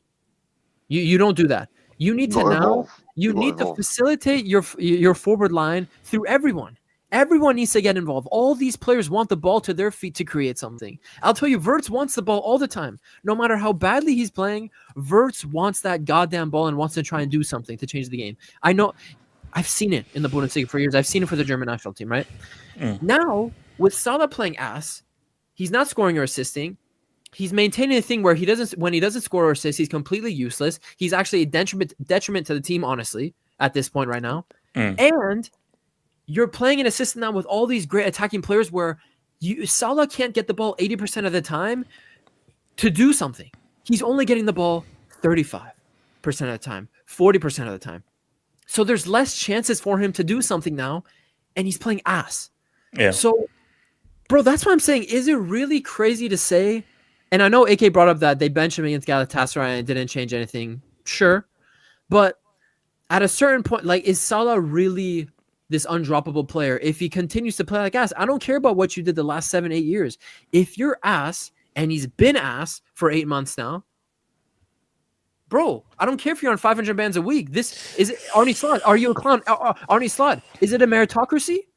Are you playing favorite? Is this no. But I think what's going to be interesting is how long can this go for? Because again, what we expect to happen is great player, bad patch, he'll get back to form.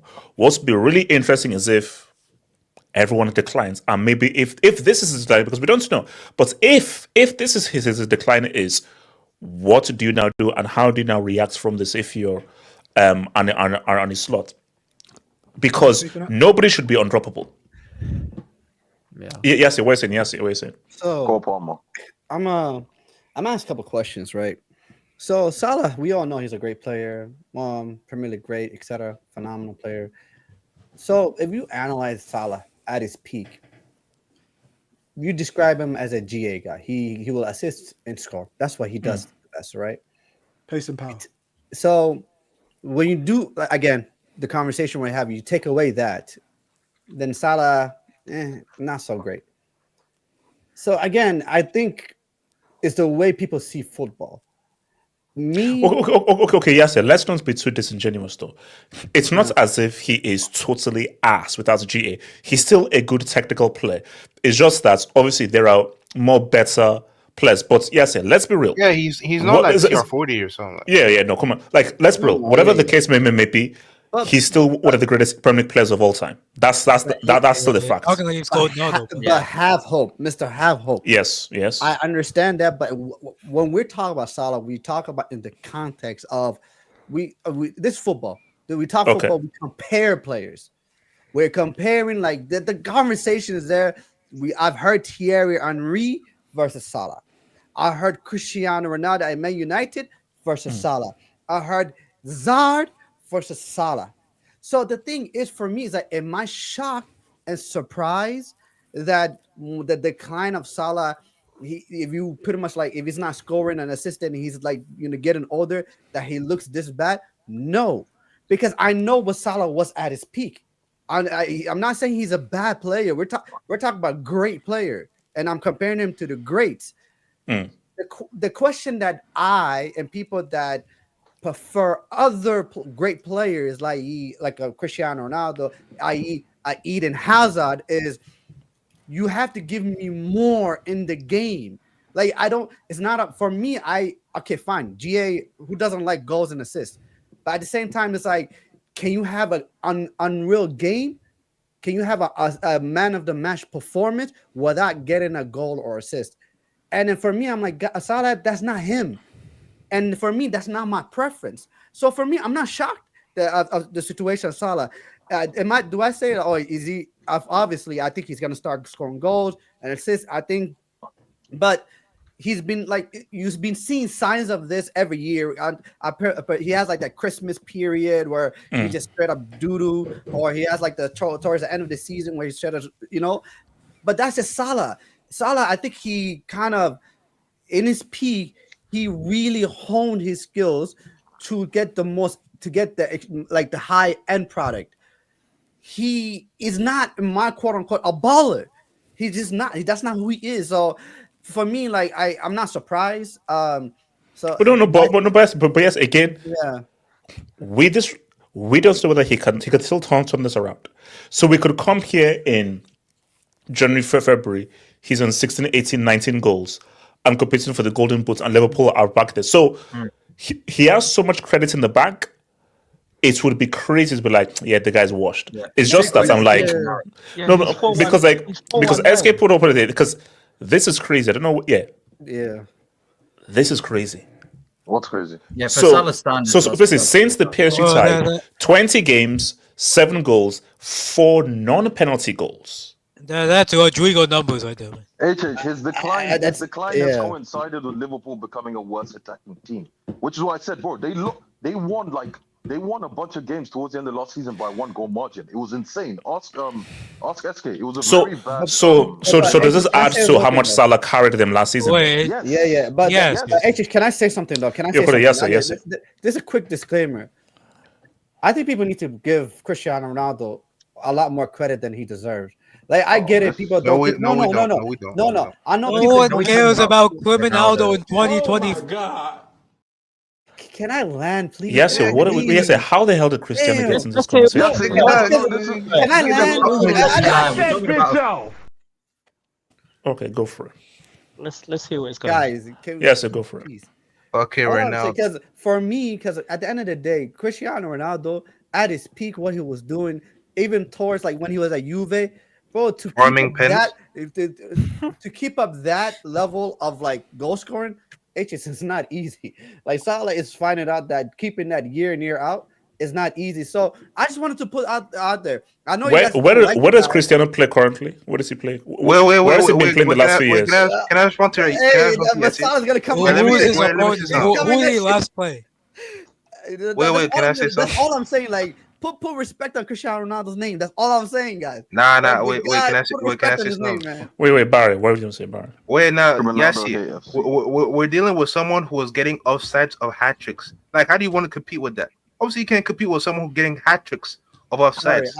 He's offside in every goal, but it still counts. Okay, wait. So hold on to comment on this other thing. Can I speak on that? I know AK and then Abdallah. AK, talk to me. Yes. AK. I'm not gonna slander Solomon. I'm gonna praise him. You don't understand what this guy did. Here we go. Like a true North African man, he hustled to get the bag, and he ended it, bro. Shout out to him, man. He hustled and got the bag, and he ended it. He signed the thing like Obama. Signed the thing. So that's once he signed the contract, he's not just crashing out. That's why it's called a contract. Yeah, that's why it's called a contract. He worked for the cash, bro. He got the cash, and he said, "My job is that's done." me." Okay, wait, no, hold up. So you're saying that performance wasn't out of the love of Liverpool. That was just out of just getting a contract. Of course. Yes. Wait, hold. Bro, that's why they always say he's scared of contract years, bro. Wait. You're saying that Salah didn't give his all to try to win Liverpool the title, maybe get a ballon d'Or. He did all of that just to get the generational bag. Is that what you're trying to tell me? Salah did that because, of course, he probably wanted to stay at Liverpool, but he wanted the bag. Liverpool, he did what he did last season to get the bag.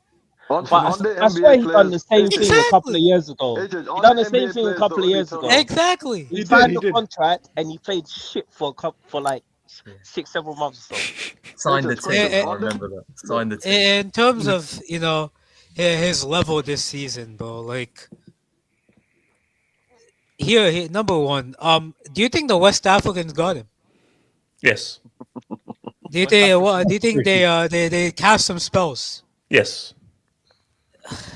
Because I'm just buying into the propaganda. So nah, because they were telling me that the reason Mohamed Salah, I'm actually gonna say Mohamed Salah did not win the Ballon d'Or, was because of West Africa. That's what they told me. They told me it was a disgraceful act. Why can't we be one, bro? Why can't be one? That's what Gaddafi wants. You know, Gaddafi wanted an African Union, bro. I agree. I'm one, bro. I'm one, bro. I don't look at myself as an Arab, but I'm an African. Africa I'm an 2 and 2 African and I know what's happening. Yeah, go for it. Yeah, Don't exactly. ever do that again. KJ, mute your mic.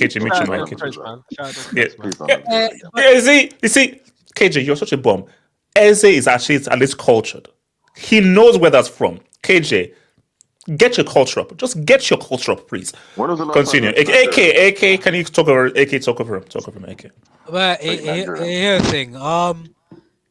I think overall, though, like in all honesty, I think it is just like he's just having a bad time. I think like you can see like when he plays, like his decision making, he's not sharp. It's not as sharp as it used to be.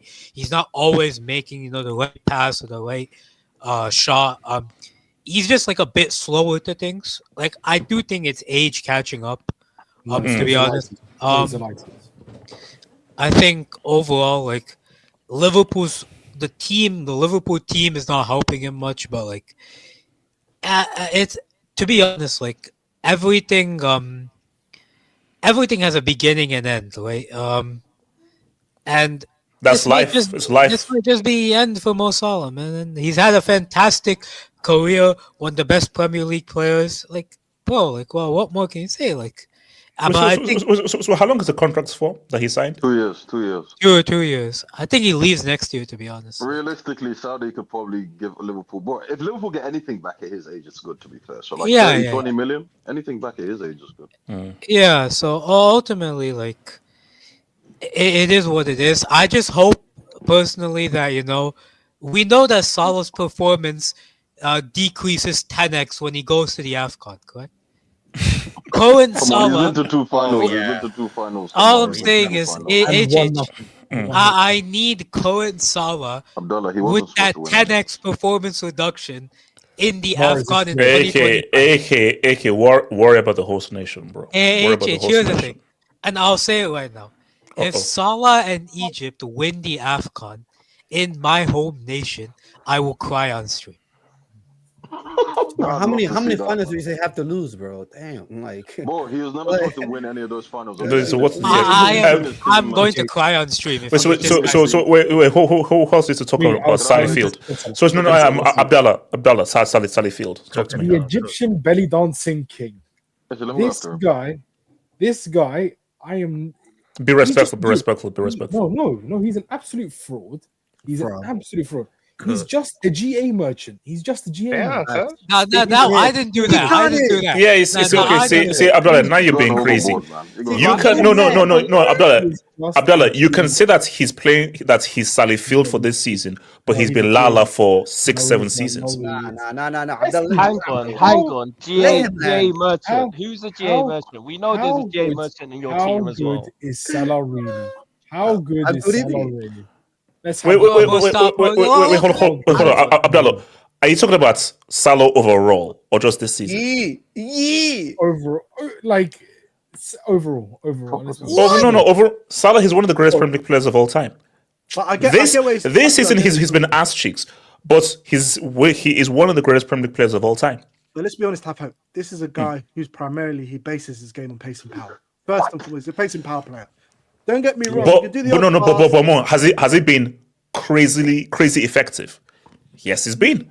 No, but he's also a volume guy. He needs more passes to score. He's not like Harry Kane. But no.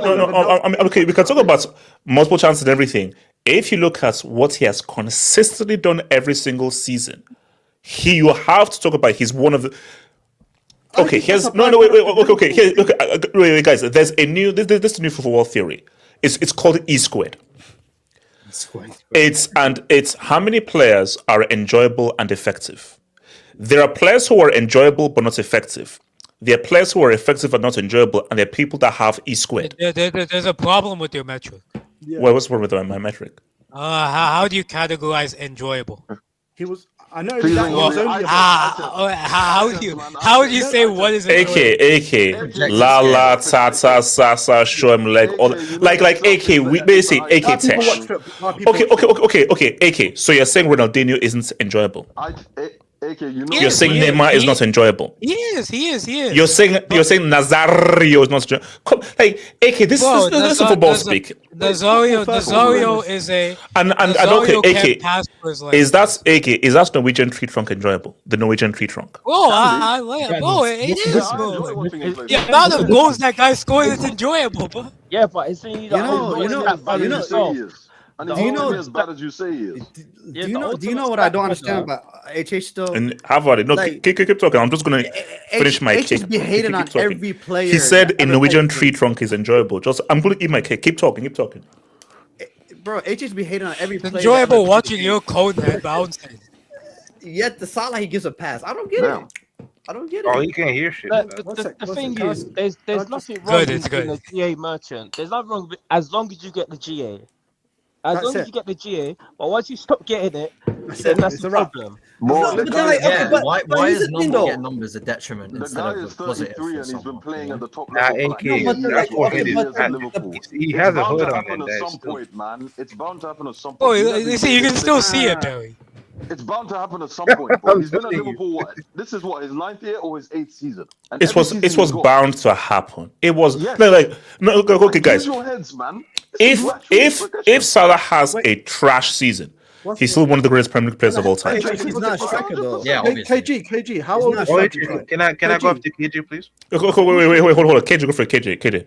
How old is Can I go Modric? after him, please? Yeah, KJ. How old? I'm 26, man. No. How old is Modric right now? Modric 40. That got 40. Why can he still play at the top level at AC Milan? Because he's playing in a bum-ass league with granddads. No, Mo, you don't want to talk Serie to this guy. Look, man. Look, I'll tell you this, man.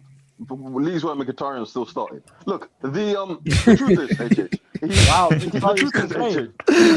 not wrong. He's not wrong. KJ, have some respect. KJ, have some respect. Have some respect. KJ, continue. Just talking. Now, look. The thing with Salah is, like I said, I think I made the joke like last weekend or week before, right? Where I talked about it's bound. This could be the year, HH. I made the joke. This could be the year because look, last year took so much out of him. It's improbable that he does that again. He's never doing that again. Like, I'm sorry. The guy had his best ever Premier League season, right? I think his second best or third best ever goal scoring season. I think his best ever was the first year, 44, right? Last season, I think he got 35, 36. So look. 28 goals, 18 assists. In the league. Yeah, that's the league. I'm talking about all comps. This is the thing. He's not. Okay, my bad. Oh, it's like 33 and 22 years. A Premier League, look, the decline started last season, right? We can admit that. Like the second half of the season, he was crap, right? We can accept that. Mm-hmm. The thing is, the reason why players like Isaac, the profile of Isaac and Ekitiko's bought, and the profile of Averto's bought, right, was to take the defensive and the creative burden off Salah, right? He was doing far too much for the team, right? But also at the same time, losing Luis Diaz takes away a lot of their ball carrying threat, right? So the fact of the matter is, the thing, he's now the team's supposed to be less reliant on him. So what you're expecting him to do in the other seasons where he's got 30, 25 goals, I think that's unrealistic, bro. A 20 to 25 goals in all comps would be good for him this year. One, because the goals are supposed to be more spread out.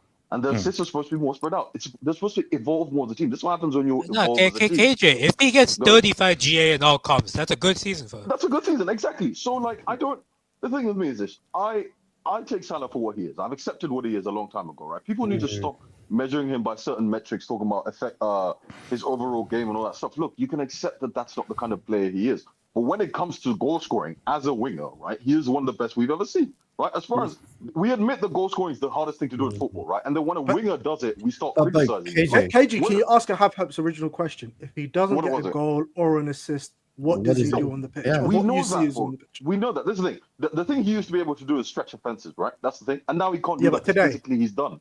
So physically, he's done. So that's fine. Like I said, so he's finished. The guy is not completely. Wait, no. You can't say finished when we're in October because you see, because my thing is that are we now going to say that there is a 0% chance that by the end of the season, Salah is one of the top goal scorers in the league? That's still very possible. No, that's not unlikely. But like I said, okay, he's got 3 goals in 9 games to start the season off, which I imagine is probably one of his worst ever starts, or possibly his worst ever start. Right, and a penalty. That is not a good thing. But at the same time, the team is not playing well. One, And two, like we said, since last season, offensively they have not been great. So this whole thing about Salah being singled out, right? If he doesn't score goals, yes, he's not as effective as he used to be, but that's natural, especially considering last season. Like we said, he's got credit in the bank. He was carrying this team for most of last season, right? And it's not about credit in the bank, though. Go ahead. No, you can't say he's finished because he's had a bad start to the season. Because a lot of the whole team has been. You can't say that. As we've said. Okay, but KG, can you finish. answer the question then? If he doesn't get a goal or an assist No, but I in already admitted 2025, that. I said the best thing he could do is stretch defenses, and athletically, he's just not what he was before. So like today, said, what does he do today? What does No, he do? but Mo, this again, it's all about the sample size. We all agree that at his age right now, if he doesn't score an assist, he's ass cheeks. But are you telling me that we are going to see this Salah for 38 games? Pretty much. No way. No, but this is the thing. This is the other argument. We try to act like he did nothing today, bro. The shooting was off. That's 100%. But the notion that he wasn't trying to do anything, I think, is us being redundant, right? Sorry, One us being disingenuous. He was trying to do something. Yeah, but KJ, that's again. He had a horrible game, and you can admit that he had a horrible game. Players are allowed to have horrible games. But what's your biggest problem with Salah? What's your biggest problem with him? No, it's not. That's not what it is. For me, it's like, again, the conversation is. Maybe I'm having a different conversation to everyone. I feel like people have a different conversation. The conversation I'm having is, at the end of the day, Salah is in that contention of being the greatest Premier League player of all time. So the question is, he is. Like, I'm gonna be honest. So no. Because listen. He is, man. No. Wait, I don't know what you guys are saying. Wait. Hold on. I don't want you guys to say he is in the conversation. Yeah. Now, but he is in that conversation as one of the greats. He simply is. Yeah. So my thing is, okay, when we're looking at Salah, then we cannot. Again, we're not here to like kiss his ass. We're here to analyze football. So I'm gonna be honest. So we had to talk about the good and the bad. So again, people are talking about the bad, and we're talking about his flaws. And that's what we're highlighting. No one is discounting what he does great. Yeah, but we already know he has flaws. So what are you really doing? But again, when his flaws is detrimental to, for example, today's game, then we have to talk about it. That's the point.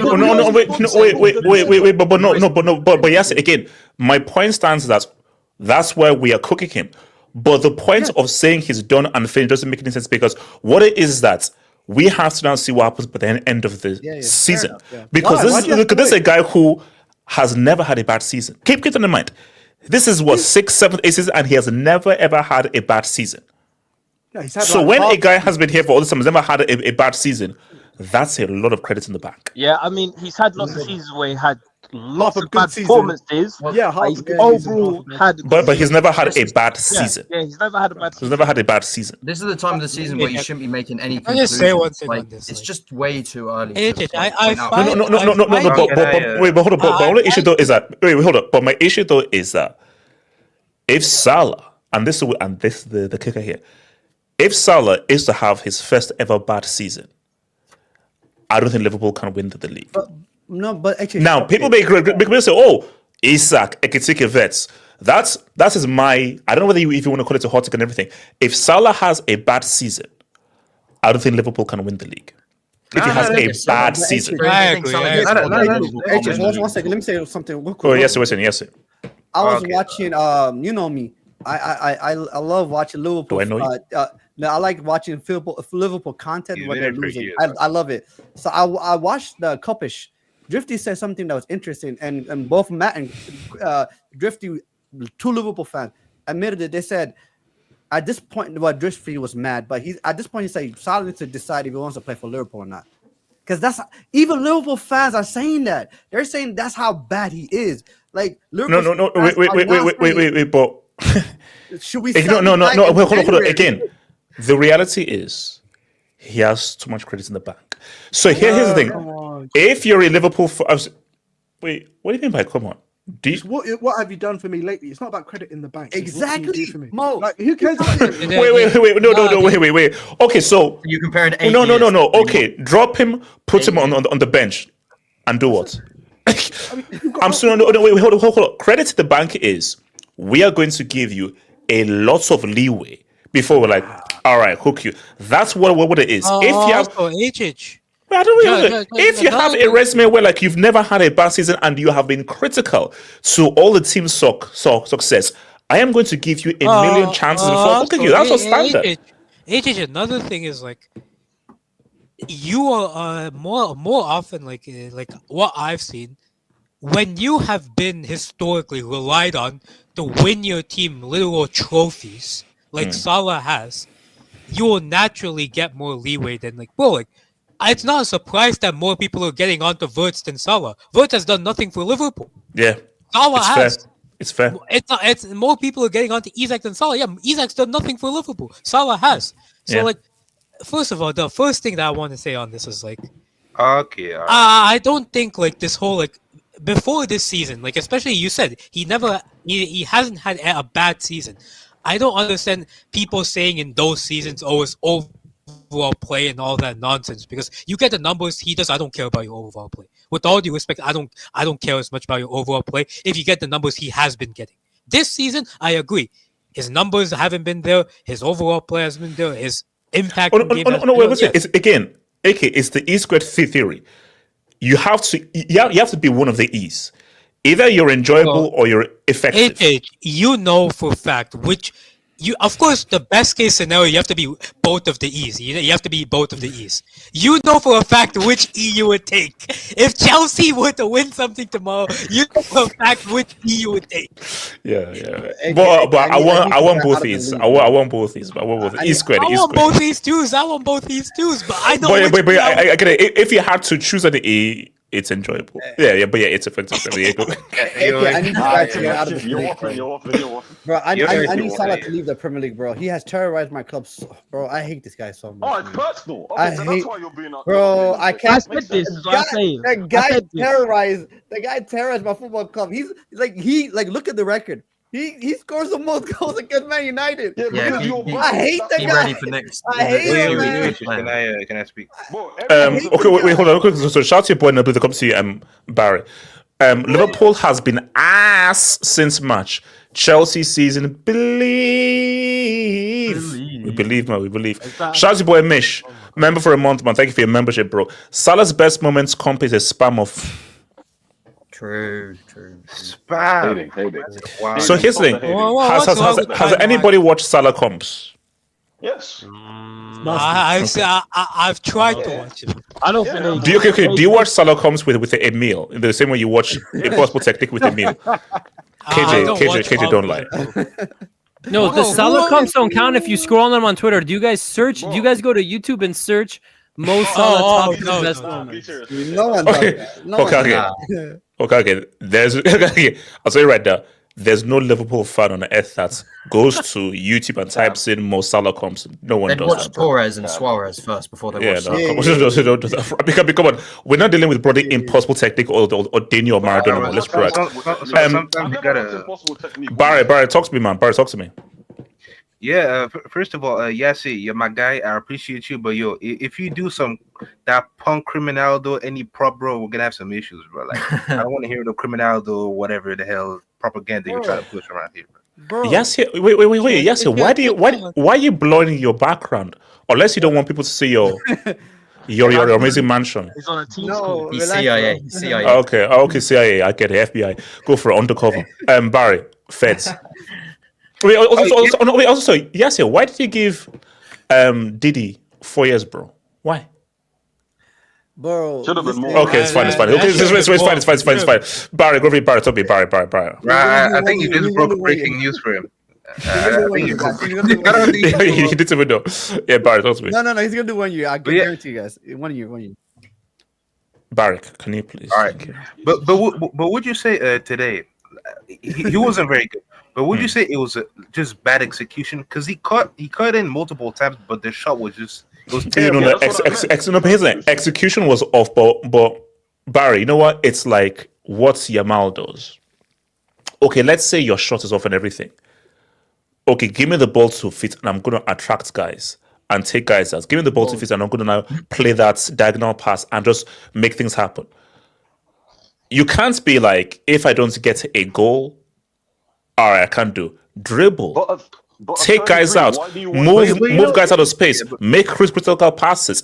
You have to try to contribute in what was a close game. But you know what? That's the thing. Because last season, because let's be honest, we love Luis Diaz, Darby, but these guys can't create for themselves. So Salah did a lot of work. But that's when I can agree with the decline a little bit, because now, as you said, if he doesn't have a goal or an assist, his impact is very limited. Yeah. So I just think in his play, I think last season he gave so much, because like Darby, he can't do stuff by himself. Luis Diaz, he's a good goal scorer, but he can't do stuff by himself. So it took so much out of him to create, do everything for these guys, and then get his own. And I think he's a victim of his own success, because like when you see the season that he's had, he's like, yeah, you know what, Salah, you have to do it again. You have to do it again and again. And he's getting older, so I don't think he's gonna have a season like that before. He's not gonna have a season like that ever again. Maybe he's gonna have a good season when it comes to numbers, double digits, goals, assists in competitions, but I don't think the season like he had last year. Wait, hold on. Barry, finish your point. No, that's it. I don't think he's gonna have a terrible season. I think he's gonna be stronger again. What do you think he does? So you said, what do you think he does numbers wise, like all comps? I think 25 and 12. I think 25 goals and 12 assists. All competition. You say all comps. Yeah. What's a good season look like to you? I don't think he gets that. Yeah, I mean, okay, look. No, okay, guy. I'll be real with you. I have no idea. I mean, so are we saying what 16, 17 in the EPL alone? Yeah, 15 to 20 in the league. Because see, when you say thinking all comps, are we expecting Liverpool to make the UCL semis, to make the UCL quarters? Yeah, probably. No, he's not going to hit 20 goals. Not this season. Quarters. Because you know, if he's playing 50 to 60, 40 to 50 games, then 20 is not unreasonable, then, right? Yeah, but he's only missing like what 5 the games. way Liverpool are looking, though, I just can't see him scoring that. Nah, but one thing though. Wait, hold on, Barry. What's it, Barry? I think this time around, I think they'll be a bit more lucky in the UCL, because think about it. They were first last season. They were the best team in the phase, and they had the misfortune of playing PSG. That's effed up, like in the playoffs. So I don't think something like that can happen. But I saw. But they were fairest for that game, bro. So okay, wait, hold on. So so Mo is the mic quick then, Mo. Yeah. So Mo, here's the thing. So Mo, when I came into this planet, when I was born, I was given like a sixth sense. And so basically, you know, when we say like people all have like a reason why they're here. The reason why I was here was to give you football analysis. So that's why I was put on this earth. So when I was born, when I was born, like when I was about 3 or 4 years old, like my parents, they took me to this like psychiatrist, and this doctor. Okay, can you shut up? And this doctor said that your child is special. And my parents said, "What do you mean my child is special?" Said, that's basically. All right, so yeah, okay, so you know, keep moving again. So they said your child is special, and they said, "Okay, that's special." Was the doctor he can see the football. He can see the footballing truth. So you know, at the end of the Matrix, when Neo sees everything in green code, that's like me. I can just see the kind of matriculated world that is the football world. So Mo, when I say I've seen things, Mo, I'm going to tell you right now. You've seen only when the Ghost Football Analyst has a feeling, you have to listen. No, I'm kind of scared. I ain't gonna lie now. No, Mo, I'm being real with you. And this is like from my gut and analytical mind. I'm seeing it. You're not. Okay, Mo, seriously. I'm sorry, Mo, this is the year. This is not. No, Mo, I'm being no, hold up. Like real talk. Real talk. 100%. Mo, this is the year. This is the year. So okay, Mo, do you feel what I feel that it's the year? It's the year. Mo, talk to me, Mo. Mo said Vini. KJ, shut up, Mo. Talk to me, Mo. Me personally, I'm only looking at the next game, to be honest with you. Like title talk, etc. I mean, we'll see when it comes at the end. But I mean, I can only look at the next game because for me, I had City as the favourites at the start and Liverpool next, and then Arsenal third for the league. And we are the favourites. We are the favourites. No, I know people have been like saying, "Oh, City's defence this stuff." Actually, to be fair, they've not been that bad defensively. And Rodgers back, obviously, still getting up to speed. But for me, City's still the favourite, and I'm not going to ever underestimate Pep. No, okay. Hold on, Mo. How are City the favourite? Like, where do you get that? For me, they were the favourites last season. They got a massive injury. And then no. They were the favourites last season, and then Pep looks like Victor Zaz from Gotham City. So that happened. Yeah, I did. And it had a mental. Also, people aren't talking about it, but there was like massive, sort of his wife, the situation with his wife. That was a massive big thing in the City room. I'm not sure, Abdullah, if you can speak on that a little bit in terms of how much stuff. He can't speak on it. Yes. Did they get back together, Abdullah? Now, I think. Yeah, they're back together. Yes, exactly. There you go. So happy marriage again. Honestly, you underestimate that. Wait, hold on. No, I need to interject. You're just jealous. That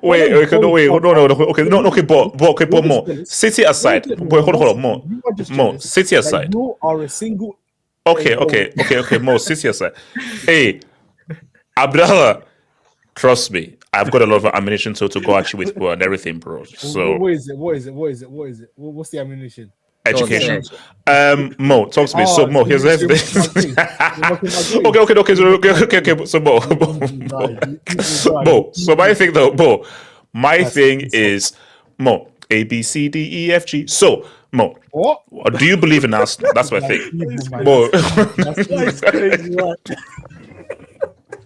Okay, I'm sorry. I apologize. I'm sorry. I apologize. I know, Abdullah, I said I'm sorry. That was too far. I was being a loser. Okay, sorry. Mo, Arsenal thoughts on Arsenal. That's fucked up, bro. That's fucked up, bro. Yeah. Yo, what's the context now? I beg someone to tell me the context. He's laughing at Abdullah's education, base. So he's mocking that I have learning difficulties. Okay, back on track. Let's go. So no, Mo. No. Abdallah, I'm sorry. Okay, you know what? That's it. At your big age. No, you know what? No. Sorry. Yellow. Like I give myself a yellow. I'm on a yellow. So that's bad. That's yellow. KJ, shut up. So Mo, Arsenal. Talk about Arsenal. I'm just sort of focusing on Arsenal here a little bit. I mean, I think definitely we've got a squad that can win it this year. Injuries did get to and that's Mo. You just said the key word, Mo. Again, let's just talk objective. Do you accept that Arsenal have the best squad in the league? For me, it's City still edges it because of just a slight edge for me personally. I'm not going to underestimate Haaland. Why is that? Why do you think that? Wait, no, Mo. Remember, I said squad. Are we still repping Bernardo Silva? Is John Stones still relevant in 2025? Is Diaz still relevant in 2025? Because remember, I said squad. No, because for example, we've got numbers, but some of them aren't just reliable. Like Jesus, he's part of the squad, but the guy doesn't play. Havertz is coming back from an injury. So we've got quite a lot of players that are injured. So I can't really... People say squad. I think defensively, we definitely have that. I'll take that over City. But in terms of attacking, no one's going to convince me that Man City's attacking depth. Here's the thing, Mo. According to this man on the center of his screen, you mentioned a very important point. Rodri coming back to City. According to this man on the center of your screen, he thinks Rodri is a B-Tech Zubimendi, and you actually have the better midfielder. He is. Of course. Bro, he is. You agree with what this man is saying? Bro. No, I've said it before, bro. Of course, man, he's always been better than Midri, bro. 100%. But no, but okay, Mo, you know what? Mo, I get it. You are scared. You don't want to jinx things and everything. I get it. But Mo, I'm not. I'm genuinely being honest. Like City are the favorites. Okay. So Mo, you genuinely believe that City are the favorites for the league? 100%. Like I said, I'm not going to disrespect Pep. He's now got his happy marriage. Why not? Did you watch Rodri's last season? Did you watch them last season? You don't know yet. Well, that's okay. Did you see these guys last season? Did you see Yeah, these guys in the Club World Cup? Do you see how defensively they're still a bit iffy? Because enough, he's a decent replacement for Kyle Walker now. He's got the speed at the back to recover them from transitions. Like, I think people are underestimating City, actually. For me, I think we've got more of a chance in the UCL, I'll be honest. Like, we could have beaten PSG if we had some of our players. Okay, so let me just slow down. Drop it. No, I don't want to drop it, but I just want to just. No, I'll be honest. Like, we should have beaten PSG. No, more. Like, let's just calm down. All right. So here's a like Martin Lauren. No, sorry, like in Bad Boys. Like Wusa. Let's just breathe and breathe out. So more. Good film. More. I don't give it that. Yeah, you had chances in that. More. Are you so more? You're telling me that Arsenal has a better chance of winning the Champions League than the Premier League? Is that what you're telling me? Yeah, because they're more me set up for personally. tournament. First of all, it's not even just me. The bookies agree. So I'm not people who are objective, who don't have any bias, who don't.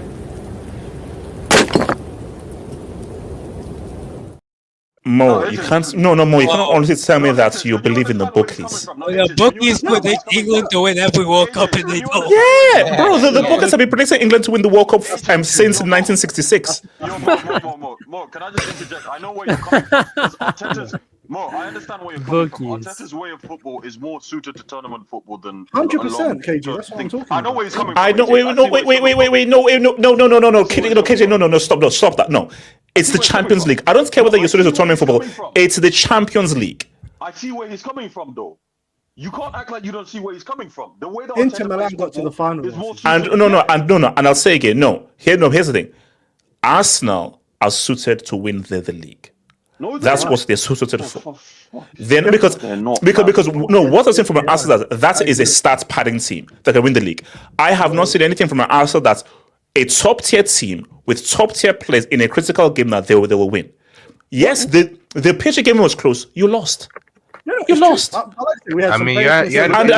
also this is a club that has only been to one UCL final in the entire history. But they're better now, HH.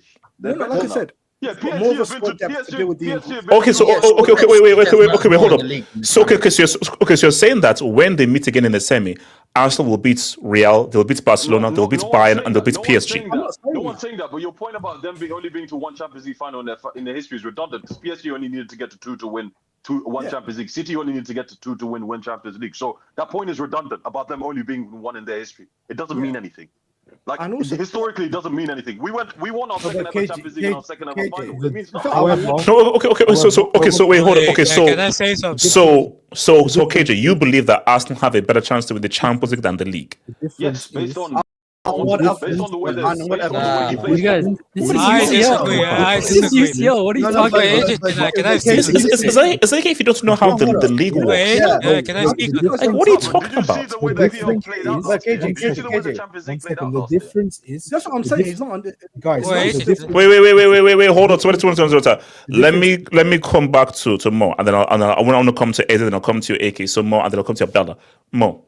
Yeah, what I'm saying basically is like KG's alluding to. I think football's going in two ways at the moment. When you look at the European stage, you've got teams on the front foot like Barca and PSG, or you've got defensive teams like Arsenal, Inter, and it's who comes out on top in those kind of matchups, and that's what's really fascinating for me. So, 100%. For me, I think we've got an edge when it comes to that kind of. If we were to face Barca in a semi-final or quarter-final, I'd feel very comfortable knowing that my defense would be able to at least keep us in the game, and it's about punishing Barca's defense in retaliation. That's the kind of matchups that you're looking at. Styles make fights.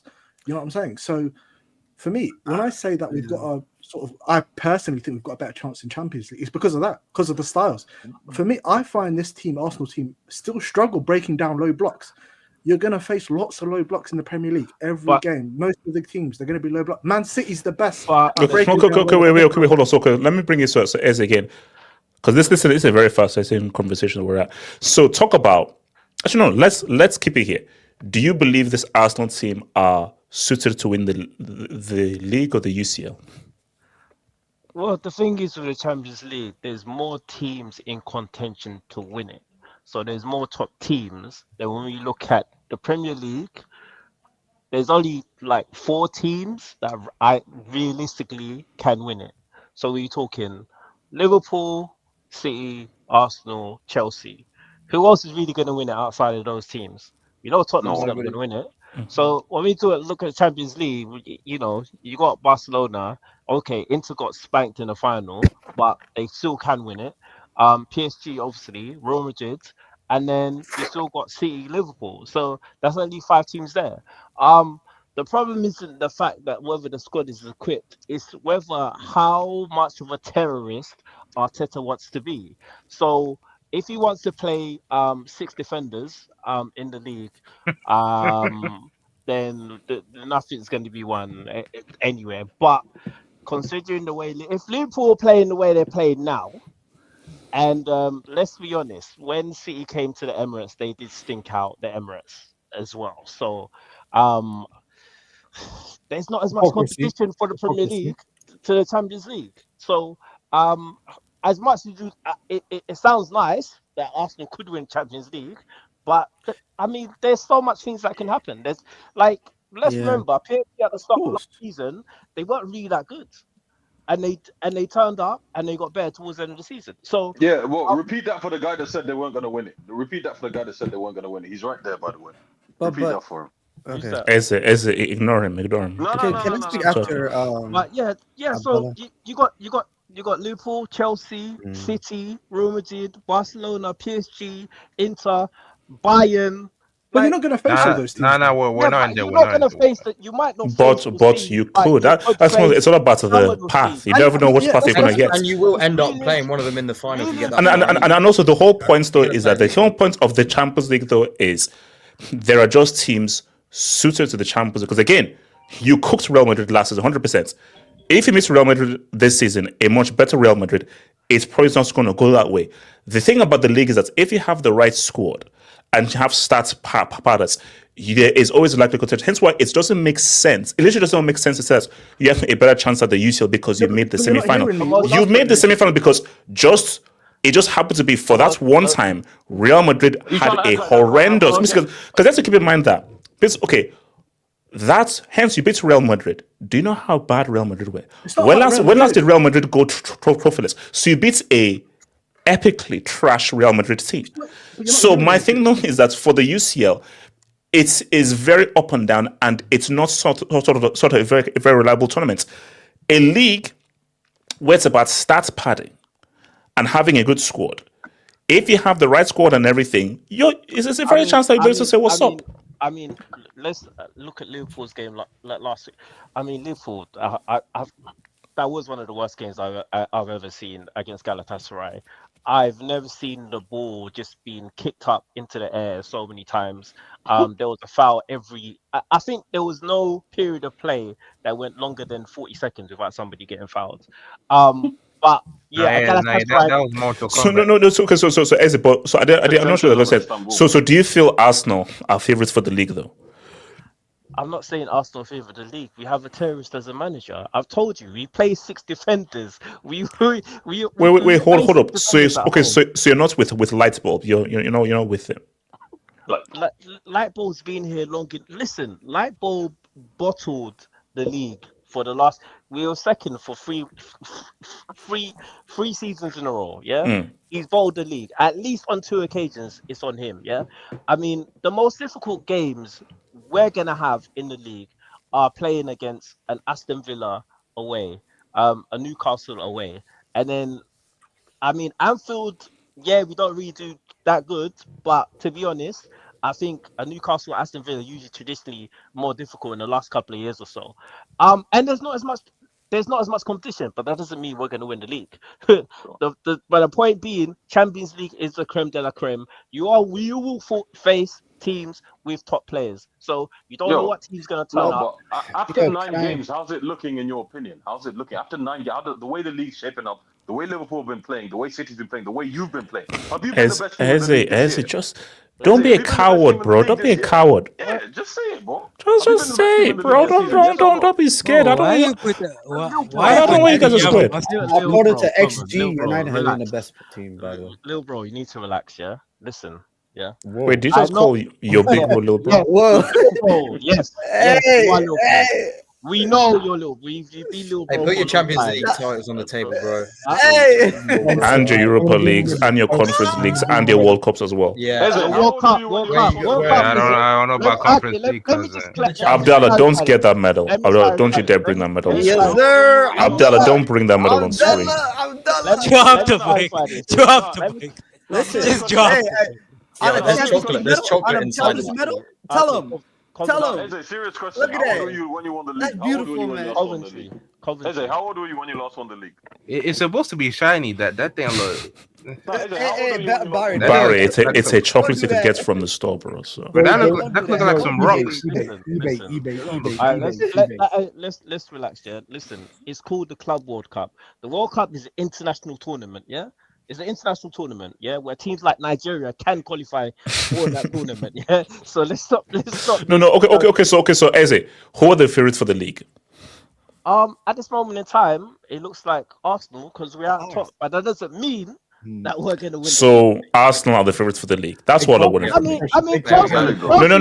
Eze, that's what I mean. You just in a roundabout way, you just said Arsenal. I just hope that Mo would actually agree in the same sense. Chelsea, Eze, just stand up, the I hate you. You're a nasty guy. Eze, just stand up, business, man. Barry, I'm just using what I was given as a gift. It's my 6 cents. And what was called AK? Go for it. Wait. I speak on it. I was going to speak. The last couple of months, you've been calling yourself world champions, yeah? Yes. You just beat Are we not Premier world League champions? champions, right? Are you not favorites?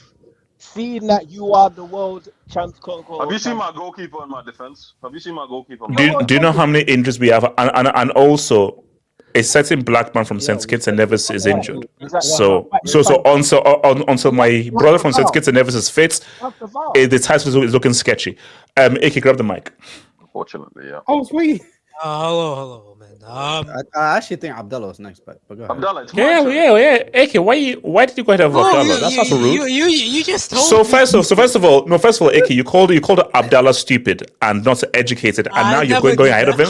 AK, you've been messed up this whole thing. Abdallah, please, I'm very sorry, Abdallah, please talk. Whoa, AK, you it's told me extremely to go. rude, bro.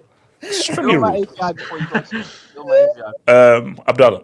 HH, no matter how disjointed we have been since last season, yeah, we were there for the taking against United, and we were there for the taking against. Wait, is this your manager, Black Abdallah? Zombies reference. What the hell?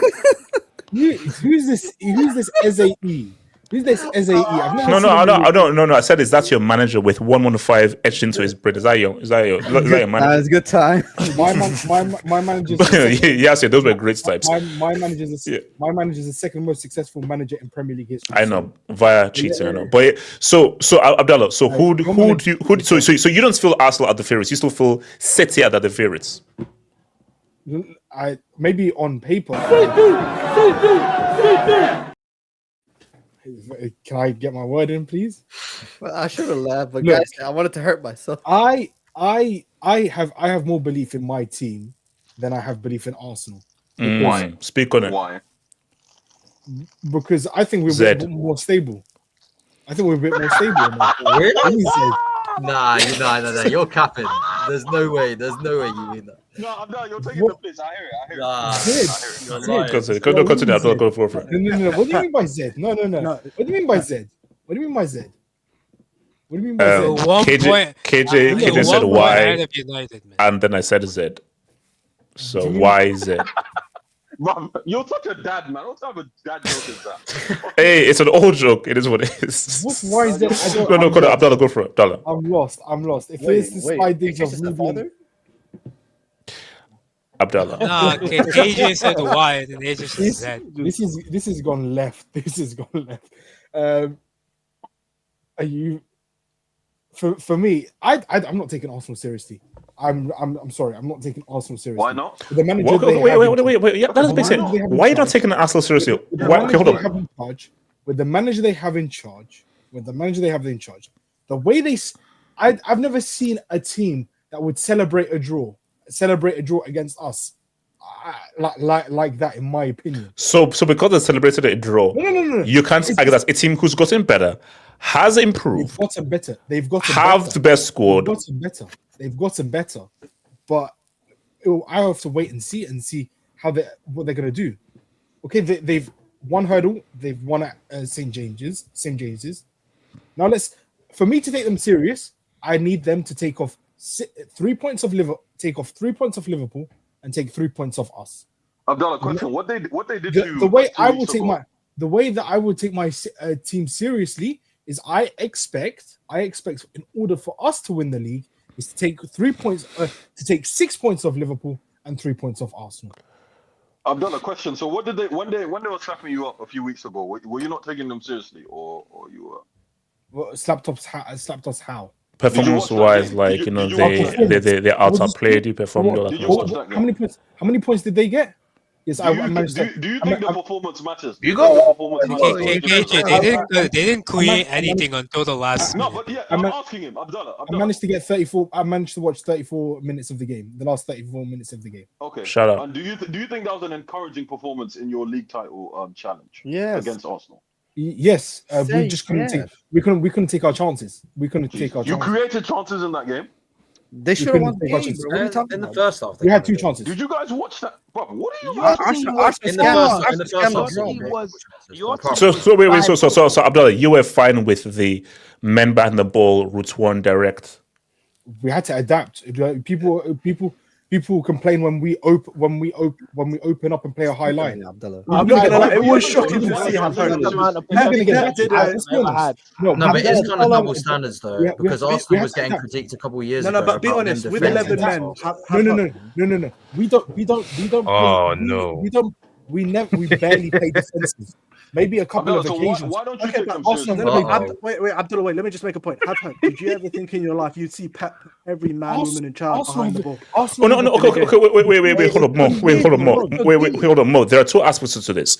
Yes, that was a thing of like, wow, I never did say to that. But there's another aspect. Wait, hold on, more. There's another aspect in terms of, so Arsenal, you made City look in a way that I've never seen a Pep team look like that before. But there's another aspect, which is, it was 1-1, and Arteta boasted about CEOs and top company guys calling him after that game. He shouldn't have said that. That was delusional. We don't know that they didn't. But one sec, can I just say, I never thought. Wait, hold on, more. I just want to say, I never thought in my life I'd see a philosophy merchant like Pep, who always sticks by his principles, who says, I will never change it for anything. Literally do a counter. Like he literally said. Okay. So more. Wait, hold on. So more on that point. Are you now saying that because of that game and how Arteta made Pep look, you don't put City in this title conversation? Not at all. But I'm just saying, I was shocked to see that from Pep. I didn't think Pep had that in his bag. But Pep would be someone. Neither did I. But he had to adapt. Otherwise, he was going to get battered. There's nothing wrong with that though. But more like. No, wait, but Abdullah, Abdullah, you just made the point. He had to adapt or else he'd get battered. Isn't that something that we thought we'd never say in his team? Because as much as you insult Arsenal, you say, wait, hold up, Abdullah, you say you don't take Arsenal seriously and everything, but you just said that if your team didn't adapt and literally play every man, woman, and child, old school Simeone, you would have gotten bent over with no lube. Old school Simeone. Because for me, I don't think we had apart from maybe the treble season, we've only had a good defense since then. Apart from that, we've never had really a good defense. Even the years that we dominated, for example, the Centurion season, the back-to-back season when we won the domestic treble, we've never been a defensive. We've never been a great, solid defensive team. So I think so your offense is going to win. I don't think we'll see that again. I don't think we'll ever see that again, in my opinion. So your attack is going to help you win the league, basically. And Bernardo Silva and Doku are going to get 10 goals each, and Haaland's not going to be. Relax. Wait. Can I say? Okay. Wait. So okay. Wait. Hold on. Open question. I come to AK. Wait. If Arsenal don't win the league this season, should Arteta F off? Yes. 100%. Yeah, 1,000%. Yeah, 100%. Just to get sacked. We say this every year. For me, it depends on the circumstances. No. That's what I wanted to hear. Hold on. That is what I wanted to hear. Mo, please tell me, what are the circumstances that you'd keep on Arteta if he finishes if he finishes without winning the league or the UCL, because we don't rep the Churchill Cup or the Caribou Bookie on this channel. So if he doesn't win the league or the UCL, what's the circumstances that say, hey, give him another go? That's easy. I mean, one, if there's like just a serious unlucky break of injuries, like I'm just talking very unlucky, it can happen. That's what like, a squad is for, but continue. That's true. That's what I'm saying. So like I said, but if it's a serious injury crisis, like that's just unforeseen. That's one. Two, if it's like on the final day and it's 1 point in it, and it's, you know, whether it's Man City and Arsenal, and it's literally the chips just land like you're 1 point shy, that can happen. Like, get it done. Get it done, bro. No, I'll be honest. No team. I'll be honest. Mo. So how many times, Mo? Are you telling me that you will remain, that even if it's on the last day and it's 1 point, heck, Mo, I'll do you one better. It's on goal difference. It's same points, but they just win by goal difference. You will still keep Arteta, even though he would now have come second 4 times in a row. You'd still keep it. For me, no one's got a divine right to win the league. Like, Okay. There's no divine right. See, that's some loser mentality shit. No, but I'm saying the fact that you're competing until the very last day is what I want. Now, the chips.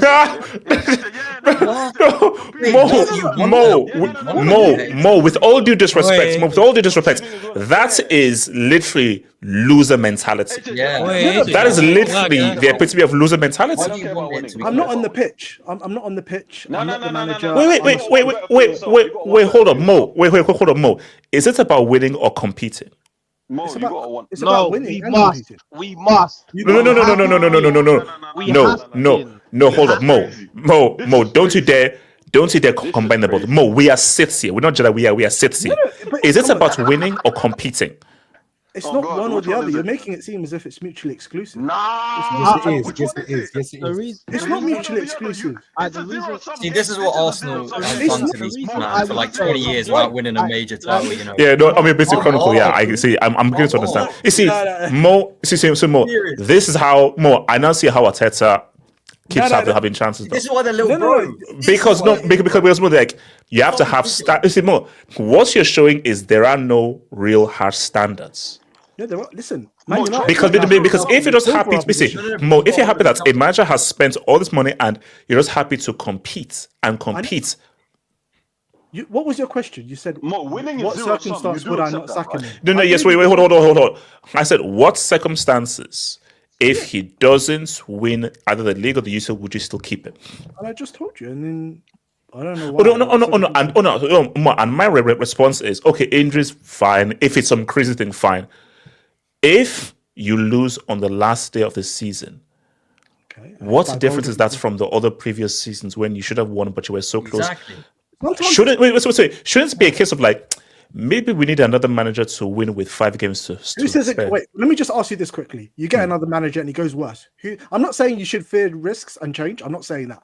I'm not saying that you should just no risk, no. Because you see, more. I hate when people respond to that. Oh, what if for the manager it gets worse? No, that's called life. But see, Mo, it's all about your mentality.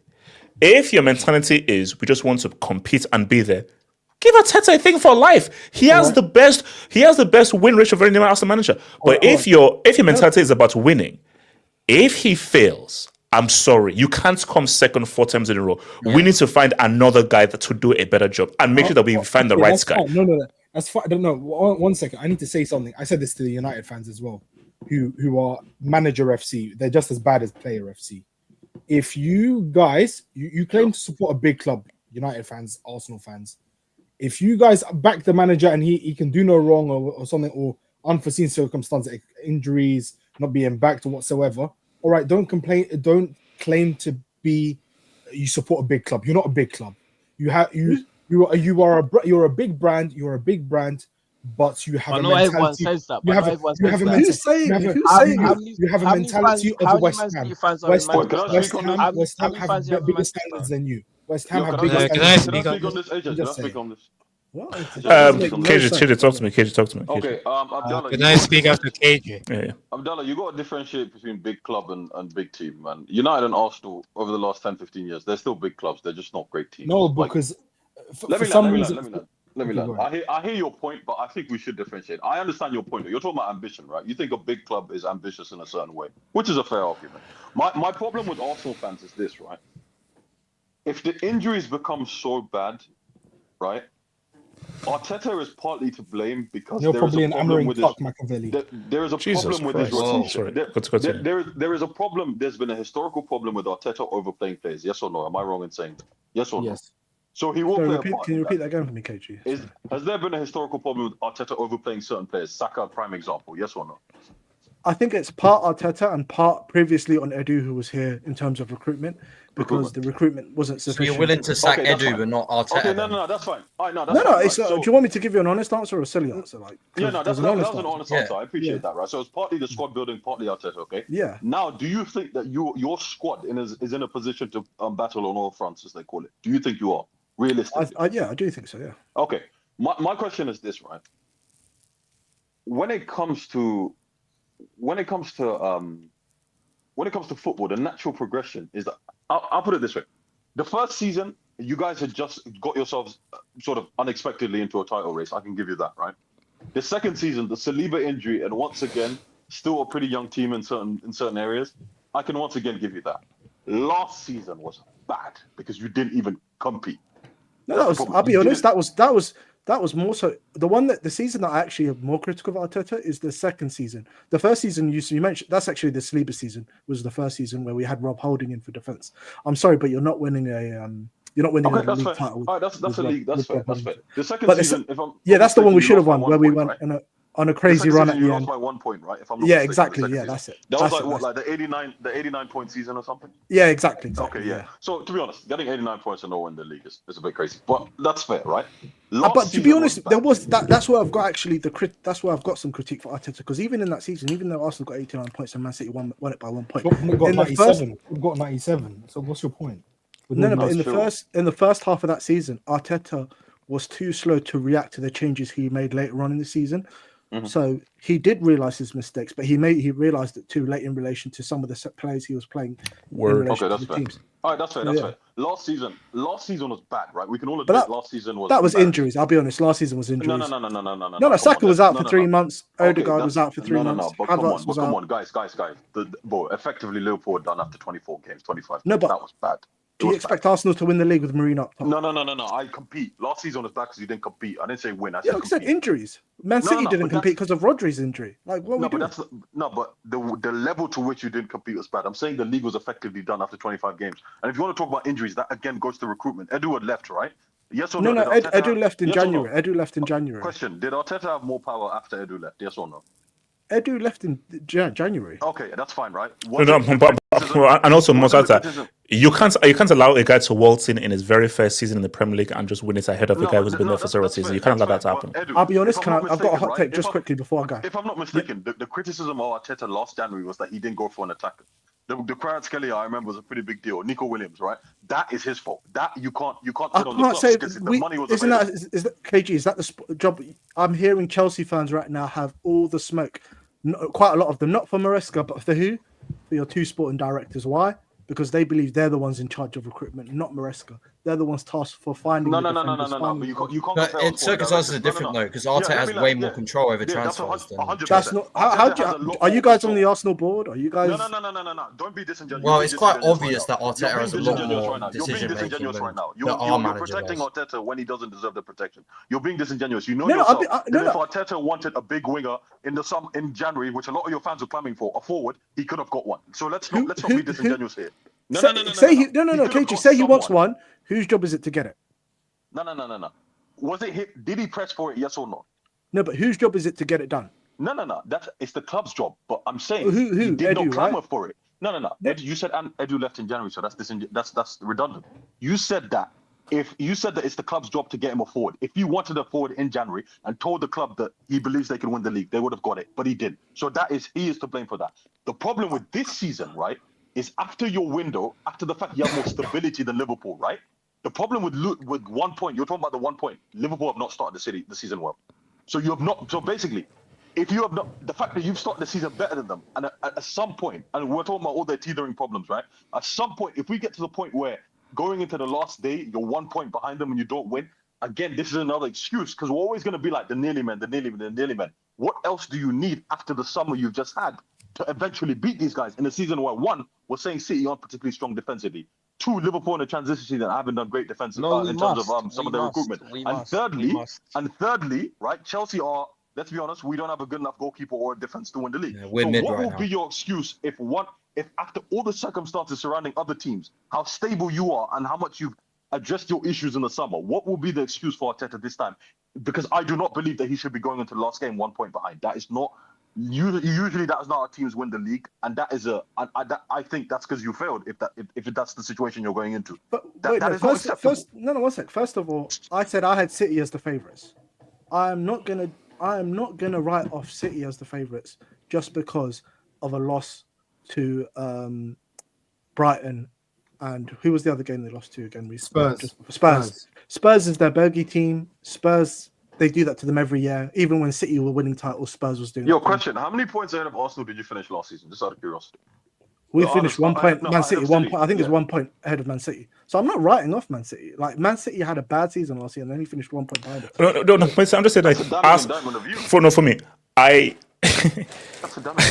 Arsenal have to win the league. I'm sorry. Unless it's UCL. I think the UCL is unrealistic, but I'm sorry.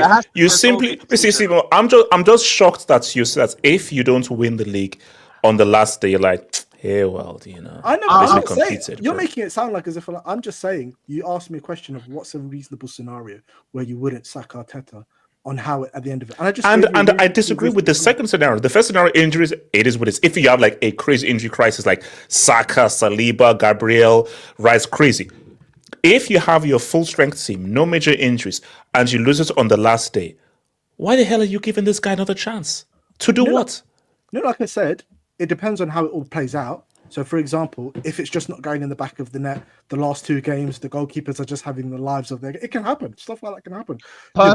Personally, like I said, can I speak on this? There's enough stability at the club that even if Arteta leaves, that someone decent can come in. In terms of the squad we already have, like defensively, we have the best defense in the league. Yeah, one of the best defense in Europe. I don't think anybody in the world. Best defense in the world, honestly. You're the best defensive team in the world. Yeah. Maybe you might win the World Cup like Chelsea in the next couple of seasons. But anyway, stop it, man. Stop. Yeah, you got to win a Champions League for that first, buddy. In terms Good luck. of the squad, Barry, you want this? Stop in hating. terms of the squad, in terms of the team, in terms of the squad, Bum ass tournament, Brazilians. Barry, stop hating. Easy. In terms of the squad, in terms of the team is there to win a trophy this season. If we don't win a trophy this season, it's all on Arteta. He's equipped. He's been there for 5-6 years. He's been given the money. He's been backed. Right, Belgian has Betters come in. He's backed now. Now's his opportunity to win. Like, I don't see how, unless you said like Saliba, Gabriel, Timber, Rice. So that's where you differ with Mo. If he has no major injuries, full strength team, and he loses it on the very last day of the season, you will say F off. That's 100%. Piss off. Eze, does it have to be a PR or Champions League? Can I or speak FA on Cup this? is acceptable? Can I speak on Man, get a Bournemouth Football Association crap out of there, bro. Of course, it's going to be the league of the UCL. Can I speak on And KJ, I'm speaking for Eze. It's the league of the UCL. I'm speaking for him. If he gets the FA Cup and League Cup, yeah, like fantastic, but piss off still. I don't care. Like I need a major trophy. I need a major trophy at the end of the season, right? No. It doesn't matter how much PR Churchill brings. The FA Cup is not a major trophy, bro. The only use of an FA Cup is to make it a treble. The only use of a Carabao is to make it a quadruple. Outside of that, those are not major trophies. But Karabuki if you do a domestic treble like we did. Oh, shut up. That's not a real thing. The domestic trouble is not a real thing. Okay, can I speak on this? It is a real thing. Okay, speak on it because we need to talk about things. Can I talk about this after AK? Because I have something to say about Arsenal. Hopefully not such a lot. We'll go to the AK, go for it. Here's the thing, man. I agree with you. I think Arsenal are the favorites to win the league. I think they will do it. I think defensively, they're the best defensive team in the world. They have a very robust, solid midfield, and attacking-wise, they're actually playing better attacking-wise. So I think, and then when you look at the competition, Liverpool, aren't playing well. Chelsea are fake demons. Oh, chill. And, No. We don't need. Wait. I'm talking about the World Cup we won champions. today. That's not necessary. That's We not beat necessary. A man who Liverpool, supports a you're team online. full of criminals. Again, So wait, hold on. AK, when is that Greenwood jersey you ordered coming? When is it arriving? First of all, AK, I just asked when it's arriving, and also like, did you get the home kit or the away kit? it's the same time when Nigeria. Does it come with a wife beater as well, or not? Or just comes with the jersey by itself? The jersey is coming at the same time Nigeria qualifies the World Cup. Anyways, on Arsenal, man. I think here's the thing: the attack is playing really well, and they're probably the most stable team in terms of they've had many years of Mikel Arteta and a system being drilled upon them. They have guys like Odegaard, Saka, Eze, who are almost game changers in terms of not much Odegaard, but more so Saka and Eze, who are game changers. They can basically help deliver world-class seasons. And one thing that I think they're very good at is they're the masters of the boring 2-0 win. Arsenal will just like swap past teams. Like they'll beat them 1-0, 2-0. Minimal fuss, and they'll just go on their way. I feel like the other teams they actually have to try to beat them. Arsenal, they'll just stop past them. And in big games, as I say, stats padding is key, bro. It's all about stat padding. Average today, but they made West Ham look so easy. They made them look so easy. Stat padding is key. Yes, I agree. And in terms of the whole thing about should Arteta win the league and the UCL? Yes, he should. This guy has spent loads and loads of money. The whole excuse of what if Arsenal, what if Liverpool are just better, or what if they go to the final day and they lose? Bro, you had a great opportunity the last 3 years you played, and you didn't take advantage. Especially last year. Talk about last year when City fell off. Yeah, when City fell off, when Liverpool had a new manager and they just bought one player. Even the season before, people talk about the run from January to May. The only reason you had to make that run is because you screwed up in the November, December months of 2023, where you were losing to teams that you shouldn't be losing to, specifically West Ham and Fulham. And in 22-23, you were top of the league for 93% of the time, and you still screwed it up. So I think ultimately Arsenal, it is Premier League / UCL or bust for Arsenal, because they've spent a lot of money. They've had a lot of investment in the squad. They've had is it 6 or 7 years of Arteta? To December 2019, I think. Okay, so almost 6 years. It says 6 years of Arteta. And yeah, there's no excuse personally. They have to win something. Yes. So wait.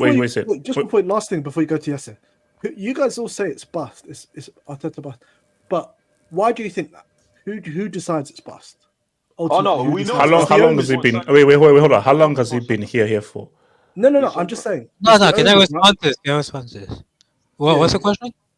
I was basically saying, ultimately, who decides if it's bust or not in terms of Kroenke's. not even just Arsenal at any it depends on your standards as an Arsenal. Well, what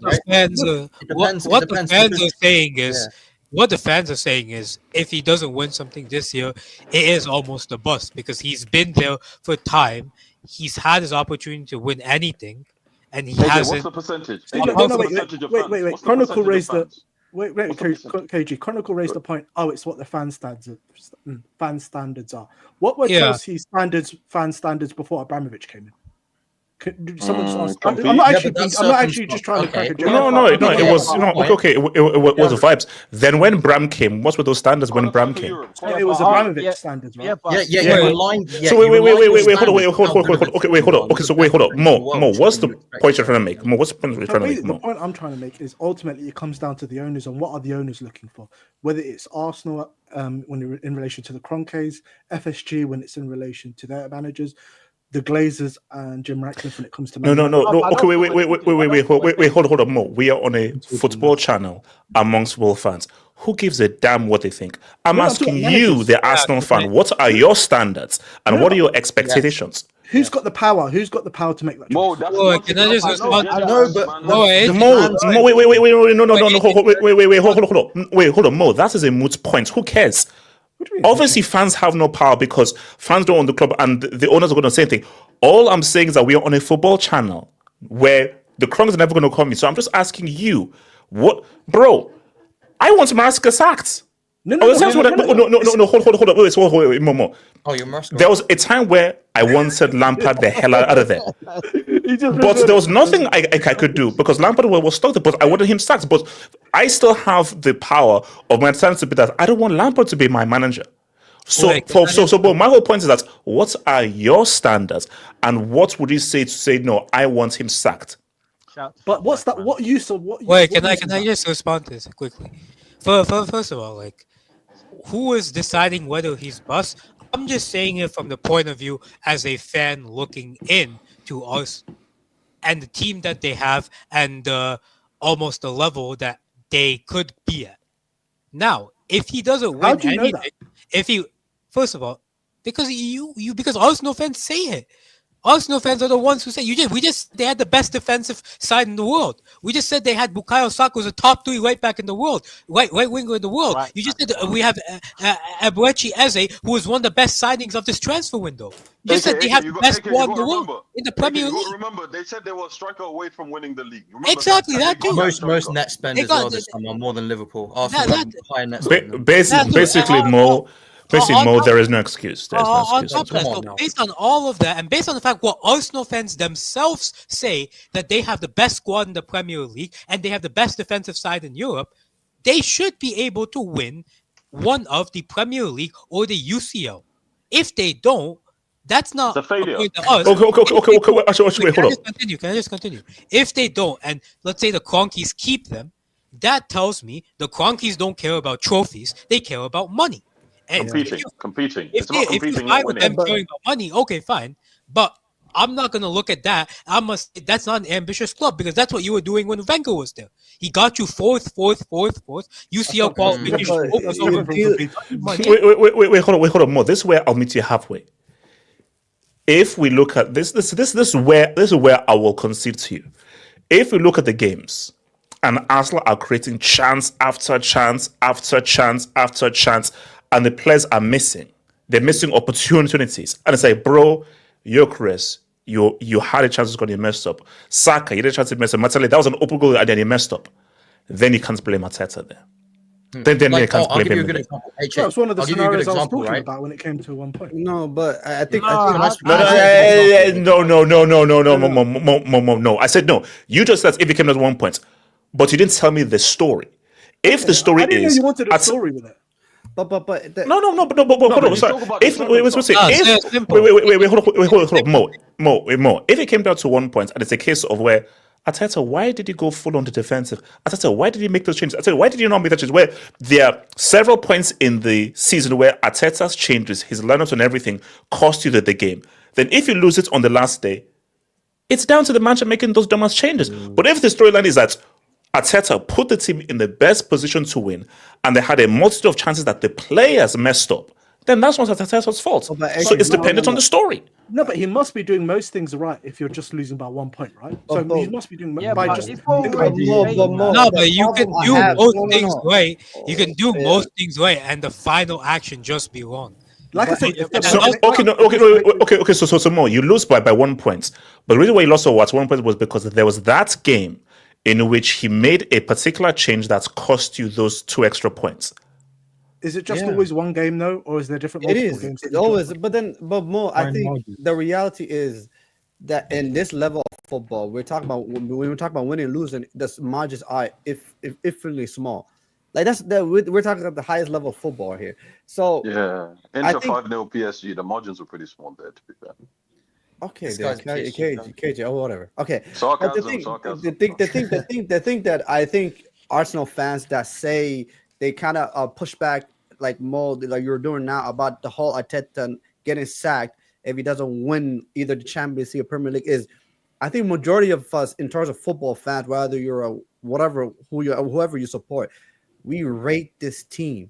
We think this team is actually good enough We actually rated the squad you have, and the expectations are we expect this team to win the league. That's I the, rate the that's the manager as well. expectation. I rate But the the thing manager is, as like, well. but here's the thing, like, there is levels to this game. Like, no, I think people when they hear, oh, Arteta needs to leave if he doesn't win the league, or people think, oh, we're saying Arteta is shit. No, that's not what But we're that's what saying. some people are genuinely saying. No. But I think No, those we're people saying- are. Wait. For example, I think- do you think Yeah. Arteta is a rubbish manager? I don't think he's rubbish. I think he's good, but I think he's yet to prove that at the critical He's a bit of a moments coward. he can make the right changes. Say what's up. So basically, my thing though is the win percentage thing is BS. I don't give a damn about that. So you don't rate the manager? It's about silverware. So my thing though is if Arsenal don't win the league, I need to assess as to what were the reasons did Arsenal win the league? Was it down to Arteta or was it down to the players what's the messing up? context? Because on previous other occasions why you didn't win the league was down to Arteta's decision making. How long are you willing to wait to get a major trophy from this manager? Yeah, Let's but- say but- every yeah. Mo is ready to wait for as long as it takes. No, listen, But you guys are taking me out of context. Eze, as long as you keep on being bridesmaids by 1 point, Mo is going to stick with But Arteta. the thing is, what I'm trying to say, Mo, and is I think maybe I'm different because I'm in the mindset that I have. Wait. Yes, of course you're different. You almost got relegated last season. Okay, whatever. Okay, Oh, that's not what I was you trying to killed say. what I've got That's right not now, what I'm listen, trying to come say. Sorry, Anyway, continue. but Mo, what I'm You were waiting for an my occasion to opinion- say that. My didn't you? opinion is I rate Arteta highly, but the thing is, for me, is that I cannot give Arteta the credit that a lot of Arsenal fans want me to give because he hasn't won the Premier League or the Champions League. He hasn't won anything except for FA Cup. He has to do that. Arteta was at the same stage as Steve Kerr. But- Steve Kerr, a guy who's won as a player and as a manager. What are we doing here? My point, guys. My point I'm making to Mo, which is this is my original opinion, is that I think this squad is getting to that point where the decision has to be made. Has this squad outgrown Arteta, or is Arteta is Arteta the guy that's going to win them the Premier League? And that's a decision that at the highest level that has to be made. Wait, no, hold on. Shout out to Nabil. Liverpool been asked since March. Already read it. Shout out to Times FC. Perverts cost more than the Squid Game money. #1. Did he? Shout out to Squid Game, man. Times FC again. Arne Slot, Jesus, took advantage of a club squad, starts part of the league and tries to build a team like Wait, start pad a league. Look, He done a simulation. bold coaches are washed. #Pep. Hey, Abdullah says Pep is going to win this league, man. So maybe they're not washed yet, bro. Hey man, God bless. Shout out to the bill. Amorim 2 consecutive wins against Hank Schrader. Oh, shout out to your boy Schrader, bro. Oh, yeah. No, bro. I'll tell you right now. If United's first back-to-back win is against Liverpool, bro, Liverpool fans are going to jump out. They're going to jump. They'll jump. Have Hope's uncle from Atlanta. Happy birthday. In an old HH, you said he's Nagelsmann age. You're 38. I'm 21. I'm 21. I don't know. Old head, man. Shout out to Nemo. Funny people. 3 years ago, I was on the panel and rivals said Arteta should be gone. Now they want him to win the league. I thought he was. No. Standards can change. Wait, hold on. Yeah, squad can change. You're a dumbass. What are you talking about, Nemo? No, you know the funniest thing. What the hell are you talking about right Agent, you know the funniest thing. What? These type of Arsenal fans, the same people that slander Pochettino for his time at Spurs. Man. Yeah, speak on Yeah, it. he Speak didn't on have it, this man. squad 3 years That's ago. so He didn't have true. this squad Yo, 3 years that's ago. actually facts. Okay, wait, hold on. So KJ, is my working there, KJ? Yeah, I'm here. What's up? Okay, let's speak up to KJ. Yeah. So KJ, were we wrong to put this hate on Vini? Because KJ, you were one of the guys that said that Vini should start learning Arabic. No, I wasn't. That Vini should try to find a nice Saudi Arabian wife. No, I wasn't. He should start learning about the culture and everything. And he should say bye-bye to Real Madrid because Messi's daddy is not his team. So KJ, do you take everything back and actually realize that, wait a minute, for Real Madrid to win and say what's up, they need both Messi's daddy and Vini? Once again, Can I go take it? Yeah. Once again, that's why I'm contacting my lawyer, because you keep Defamation of character is insane on this channel. I did not say the things you just said because I was not one of the people relaying into Vini last season. I said Madrid's problems were predominantly defensive, and the fact that the team was so bad defensively, it actually made it look like Vini was a terrible player last year. He had an underwhelming year. He wasn't terrible. There's a difference. Look, man. Yes, he's clearly I think become a lot more comfortable playing with Mbappe. I think maybe the pressure of not being actually the main man, because he was the main man for 2-3 years, but like the Ballon d'Or thing, right? Now that's behind him, right? He can just play because I don't know, AJ. Sometimes when players buy into their own hype, it can be very difficult to just stay to the fundamentals. You know what I mean? So I think to an extent, not having that distraction anymore probably is a weight off his shoulders. It just helps him focus on his game. Because when he's playing HH, he's one of the top 3 attackers in the world, in my opinion. When he's in a flow state, as you call it, he is one of the best attackers in the world. He is the dribbling, the passing. He's got the eye test and the stats, HH. He fits every box, right? He ticks every box, as you might say. So look, it's good for Madrid that someone aside from Mbappe scoring, because let's be honest, it was looking pretty scary first like 5-10 games of the season. Like he was like the only guy scoring in their team. But look, AJ, you it's said better us. for the team. Huh? You said us. What do you mean by that? I didn't say us. Yeah, you did. It looks scary for us. That's what you said. Sorry. Scary for Madrid. It was looking scary for Madrid because it's like if Mbappe doesn't score, who's scoring? You know what I mean? So yeah. From that perspective, by the way, Bellingham's not getting 10 goals this year. So, no, but yeah, that gimmick is over. But okay, but my thing that is, what's the question? Yeah, do we like again? They want to get in everything, but is there still a question mark over this team? Because I still can't get over that beat down by Atleti. Because again, hence why we are now counted down to October 26th to the first Classico. So is there still, because again, is there still a team about okay? Because again, KJ, that beatdown was bad. Oh no. So I don't know whether we still like Alonso has still been under the dockers, because again, that's why I'm worried about Barca. So where are you at with Real Madrid and Alonso post that Athletic game of like, okay, they've won games, it's fine. Maybe he's learned from that beatdown and everything. Look, the Marseille game was probably the first indication for me. Actually, they didn't play great in that game.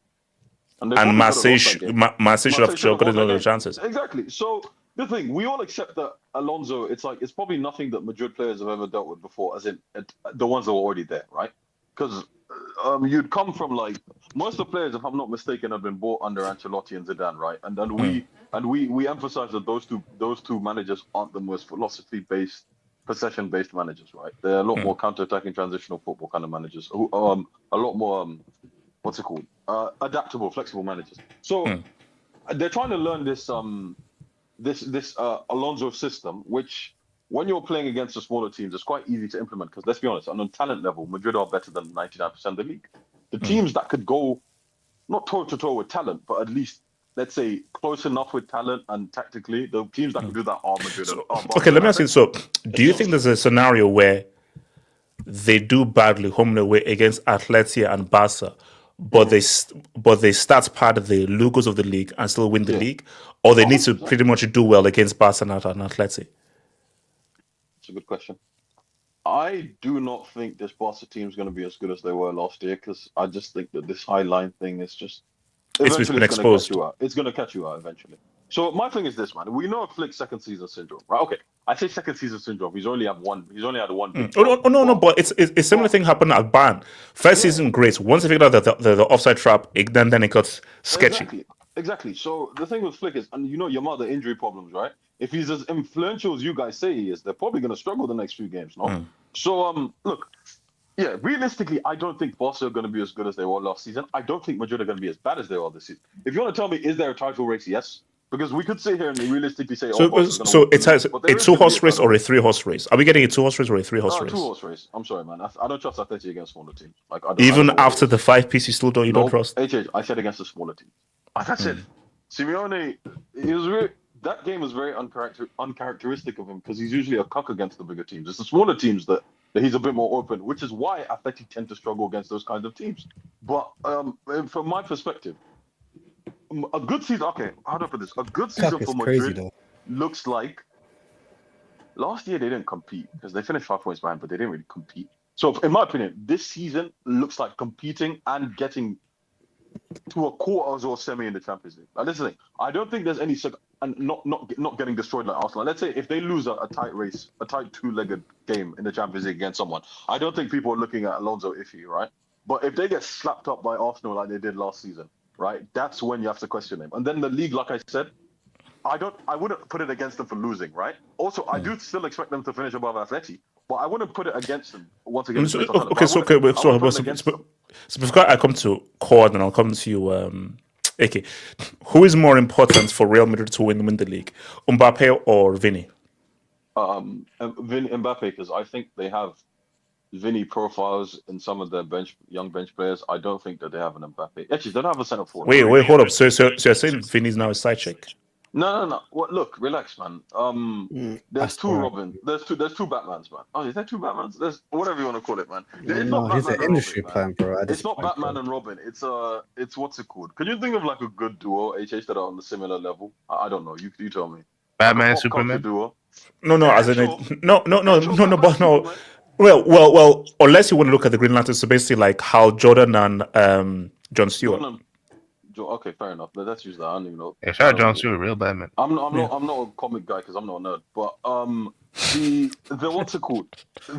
From my perspective, yes. Mbappe needs a player. If that's your side chick, that's probably the best side chick in the world. Let's be honest, right? Like, no. I'm just saying because Vini has always been a main character. So you're saying that Vini has got to play the side chick to Mbappe being the main honcho. For no reason, bro. But that's the thing. The gap between them isn't so big. He did it before, to be honest. Yeah, the gap between them isn't so big. Yeah, I was gonna say the gap between them isn't so big that that was big bro versus little bro. Wait. When you say gap, as in talent gap or influential gap? All thing, everything is in it. Mbappe, Vini, the gap isn't massive. The gap isn't massive. Yeah, there isn't. You know this is a World Cup. Forget international football. We're talking about club football, man. I know you're about to bring up Vini. No. Okay. No, true, but KJ, let's be real. Messi's daddy has started the season crazy. Yes, he started the season like crazy. Yeah, it's the next lap. How many pens? Is it 8 pens? Can I speak on this? Wait, hold on. So what's it? HH said the penalties don't count. So can someone tell me how? The goal he scored today, was it a penalty or goal from open? The goal he scored today. Can someone tell me how many open play? Yeah, I feel like there's 8 or 7 penalties. Huh? A lot of pens. He has scored a few goals from open play. He scored 5 penalties. So HH, the season he's had, it's been good. It's been an improvement on last season, but it's still not been great because he's got. Wait, hold on. Before I come to thingy, I'm just saying in the streets, Gatlock, I don't think you realize who Miss B Nation is. Miss B Nation is Real Madrid through and through, up and down. So you're not going to win this war. So, but Gatlock, if you want to continue, it is what it is. Miss B Nation is built differently. Cole, talk to me about Vini and Real Madrid, bro. 15 UCL. Yes. Honestly, I think that the problem with Vini last season was attitude. Attitude was a huge issue for him because certain games where his attitude. Yes. Is it a color thing? Is it a color thing? I'll explain. Okay. When they won the Champions League, I mean, we saw it later in the knockout stage where his best season was in the 2023, 2024. I mean, 2023 season. Like that. He should have won the Ballon d'Or. He didn't win the Ballon d'Or, and he got ticked off. I think the main problem with Real Madrid here is it's more so of set pieces. I think set pieces is what really kills them because you watch the Atletico game, and I'm not gonna lie, I don't think that Dean Hutchinson is compatible, especially defending the set pieces. I also don't think that. So you're saying Denhausen is a bad buy? From me personally, I think that he's too ill-disciplined. He's not self-controlled in the center back area, and sometimes Ramos was a human red card, but he's one of Real Madrid's best defenders that they've ever had. So But I think we have to put it in perspective. Hujinson getting red cards, is it Hausen, actually Dinhausen. Hausen, sorry. Is it actually helping Real Madrid or is it actually harming Real Madrid? I think it's harming because Wait, in the what Club did World Core Cup. just call it? Of course, getting red cards is harming. Come on, getting red cards is harming. You have to give a break. You have to do a bit. KJ, he looks at the name and he just said, "Well, what's Let me line. Can I just say one thing? No, okay, no, Bobo, cool. My thing though is, so do you believe that Vini can help? So do you think that Vini can still play a key role in this team? I actually think Vini is their best player this season. I think he's better than Mbappe. I think Mbappe. Yes, he's good. Wait. I think he's the one. That's a bit of a break. That's a break. Wait, hold on. How has he been better this season than Mbappe? What Mbappe has been doing? Have you been watching Real Madrid? His overall play, his assist, playmaking. Nah, Vini was mid in the first couple games, man. I think No. Vini has been mid so far. Yeah, that's what I'm saying. So my Not thing so is, far. right, The first couple games, it was. I think Mbappe is good. Don't get me wrong. I think yes, I agree. He's a very crucial player to Real Madrid. But I think that if Real Madrid really want to get to the promised land, they need to have like a season where Vini is absolutely amazing for them, like how they did when they won that Champions League, the season before Mbappe came to Real Madrid. You get what I'm trying to say? So for me, I personally think it would make a lot of sense for. Can I land? Wait, hold on. He asked the question. I said, do you care about the first? No, I don't get what you're trying to say, but continue. Okay, so I think Vini would be such a crucial part to Real Madrid's success. I'll be very honest with you on that one. But all in all, I just think Real Madrid should go get. For me personally, I don't trust Eder Militao. I think there's a better. I think if they can get, he's the best defender so far. Nah, he's injury prone. He's injury prone. Because I think what they need. Oh yeah, is get they the need guy that just signed someone- a 5-year extension. Make So wait, so hold on. So Cole, who's your pick to win La Liga? Oh, this season for me. Mm. Personally, for me, I'm gonna.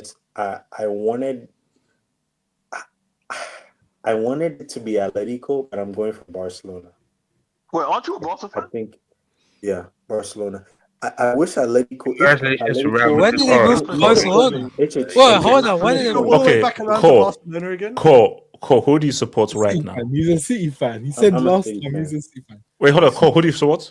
I'm a City fan. So why did you say Barcelona? The reason why I'm saying Barcelona personally for me is their football. No. Cole, why did you say you're a Barcelona fan? You just said you're a Barcelona fan. Core is the vibe. Core is the vibe. Wait, so what did you say? I said City. Good luck, man. Good luck, Lamine. No, but I said, aren't you a Barca I fan? And you said City. said I didn't yes, say right? Barcelona. I So said City. AK, we're gonna have a bad streak, man. Wait, can I speak on this? not real, man. You're not real, man. Core You is a know that, vibe. right? Core is a vibe. Can I You land? see that to everyone, KJ. Okay, wait, actually, wait, hold on. Before, okay, let them come to guys who not spoken there. So, VS, talk to me. Where were you at with Madrid and Vini?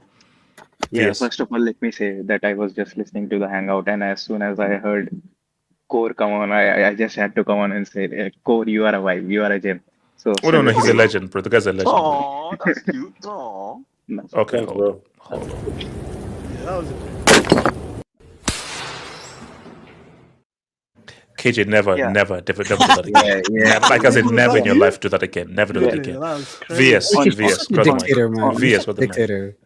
On Niggas just Madrid, I be would hating, say bro. that, yeah, I think it's too early to speak on Vinny. Like, this is the I think this is the first performance this season that has been like a 9 out of 10 or a 10 out of 10. So like it's still pretty early to say that he's back or let him gain form and let him put performances in a chain like 3 to 4 performances. Then we can assess whether he's truly back or not. Like this was a truly great game, but I would say that Villarreal red card, like that was a joke. Not many people are speaking like he went down. Vinny went down without like I think only the fingertips of the player touched him and he went down and they got a red card. I think Mbappe has been slick, but as many people on the Hangout have said, he has got a lot of penalties. But I still think that he has been very sharp at the start of the season. And yeah, uh, it's pretty decent performance. On to the next one. Like the main assessment of the where the league will be. When I agree with you. Like they can win the league without defeating Barcelona or Atletico in the head-to-heads, because I think this team has a better floor than the team in the previous season. So I think they can start back the league against these Yes. other Yeah. teams who can't, they don't have the talent to outcompete Madrid. I think Villarreal is currently fourth in the league or third in the league, but they still didn't, they couldn't do anything against them. So all the other teams in the La Liga are like just not better than what Villarreal were, and I think Madrid will easily Ese go Lucas through too. them.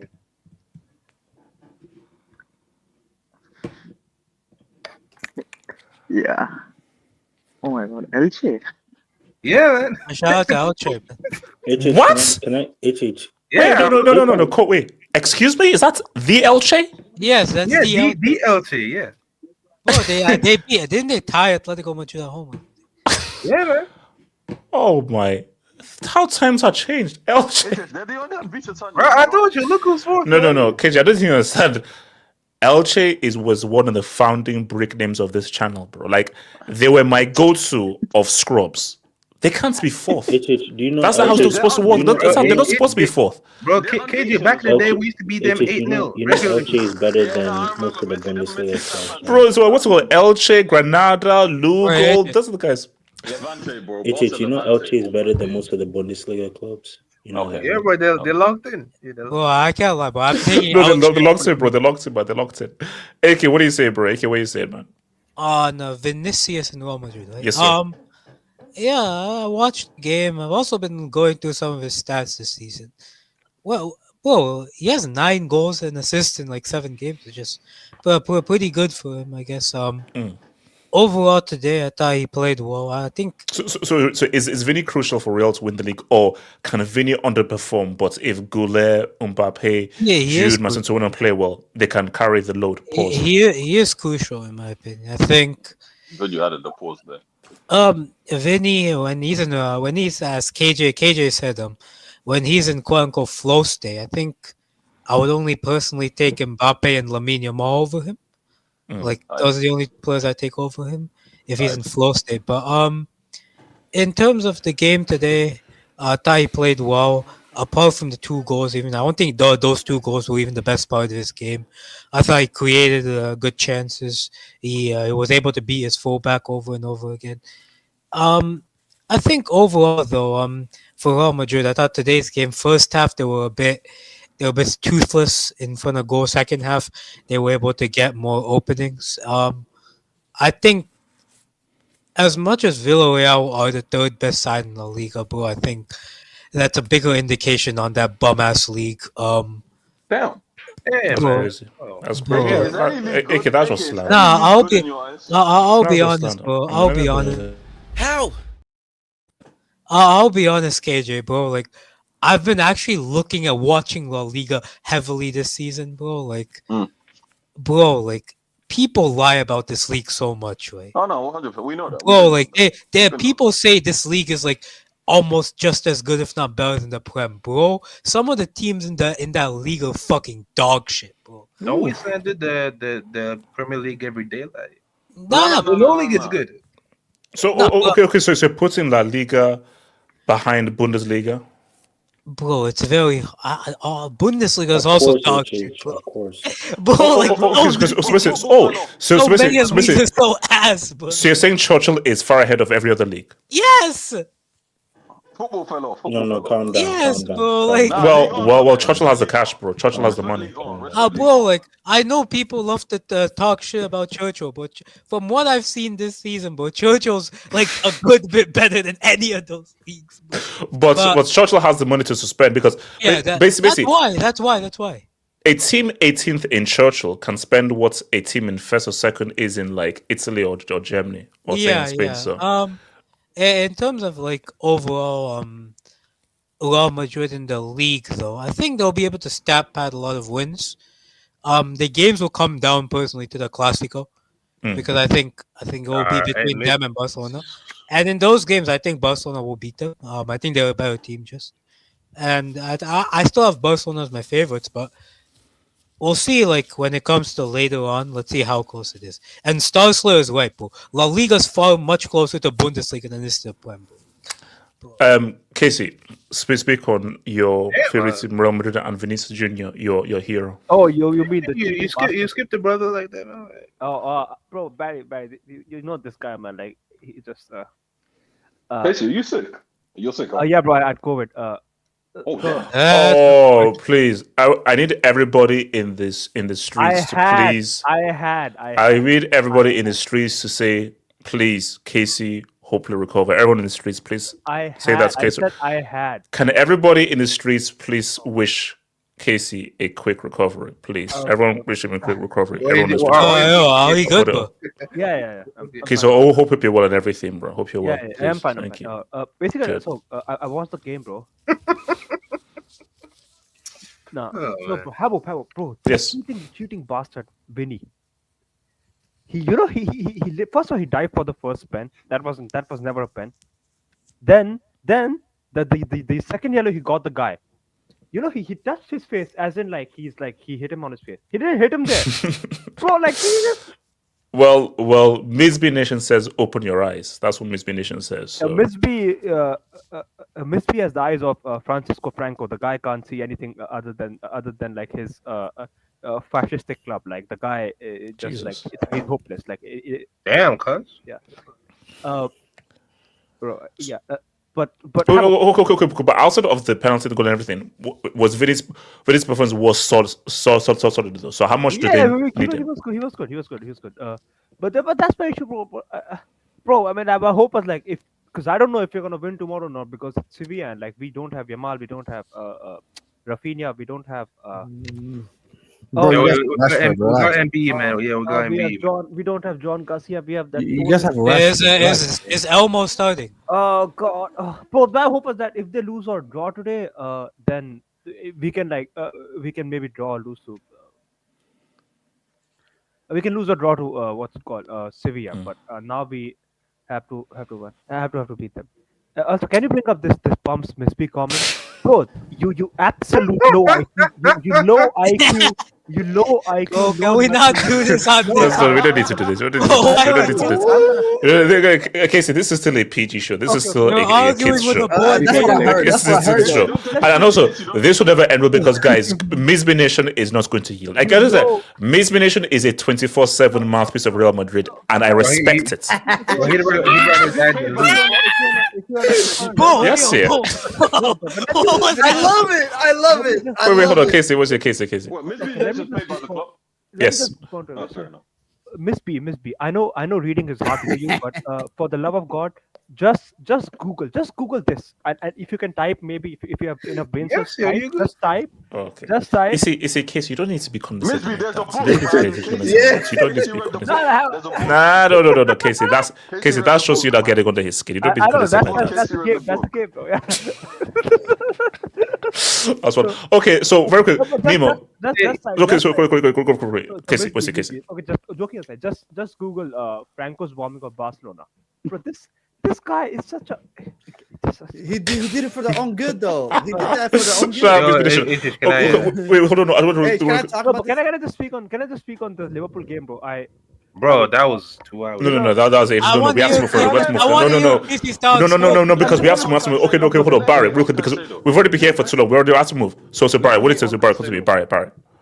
Now, I was gonna say, I think today for Real. I have. First of all, I have a rant. Why do La Liga teams lose brain cell or play CTE ball against Real Madrid? The Villarreal before the halftime, they had a 1v1. Oh yeah, Daddy, the guy who missed it was your countryman, by the way. He's a Canadian. Niger brother. Oluwase, like, why did he miss that, man? I thought he's Canadian. Nah. Oluwase. No, I don't know, but I'm just looking at his nationality. No, I was looking at I mean, shout out to that doesn't sound very much like Celine Dion or freaking Gretzky. Unless it's Oluwa Sayinski or something. Okay, but Yeah, go for it. Go. Nigeria. What you trying to say, Chief? So he plays Yeah, for Ethan, Canada. what are you trying to say? Yeah, wait, Wayne Gretzky. Go for That's it. the only Canadian you know. Yeah, but yeah, Yes. like Oh, well, and Celine Dion. So. yeah, but I didn't forget Wait, hold on. Barry. yeah, but guys have to lock in against Real. Like they can be beaten, but they just f around. But overall, I'm still having a hard time reading this team because individualities like Vini was amazing today. That was one of his best games in a while. Mbappe still does Mbappe things, and it is good to see Jude and Camavinga back for them because Goulet, Massatono is still weak in midfield. Like if you play against physical teams, they can be pushed around, beaten physically. So I think it's good for Real to have Jude and Camavinga back playing. But yeah, individuals very good, but as a team, it's still hard to figure out. I mean, Alonso's still gonna have time because obviously guys are getting back from suspensions, injuries, so he has the luxury of trying to move around the squad a bit more. But yeah, just hopefully we win tomorrow because I thought they were gonna draw because I think Villarreal had good chances to do so, but they didn't get the job done. So we have to win tomorrow, no matter what, like injuries. We we have to win. have to, Barry. Guys, it was possible. I'll see you guys tomorrow, Sunday. One love. Peace out.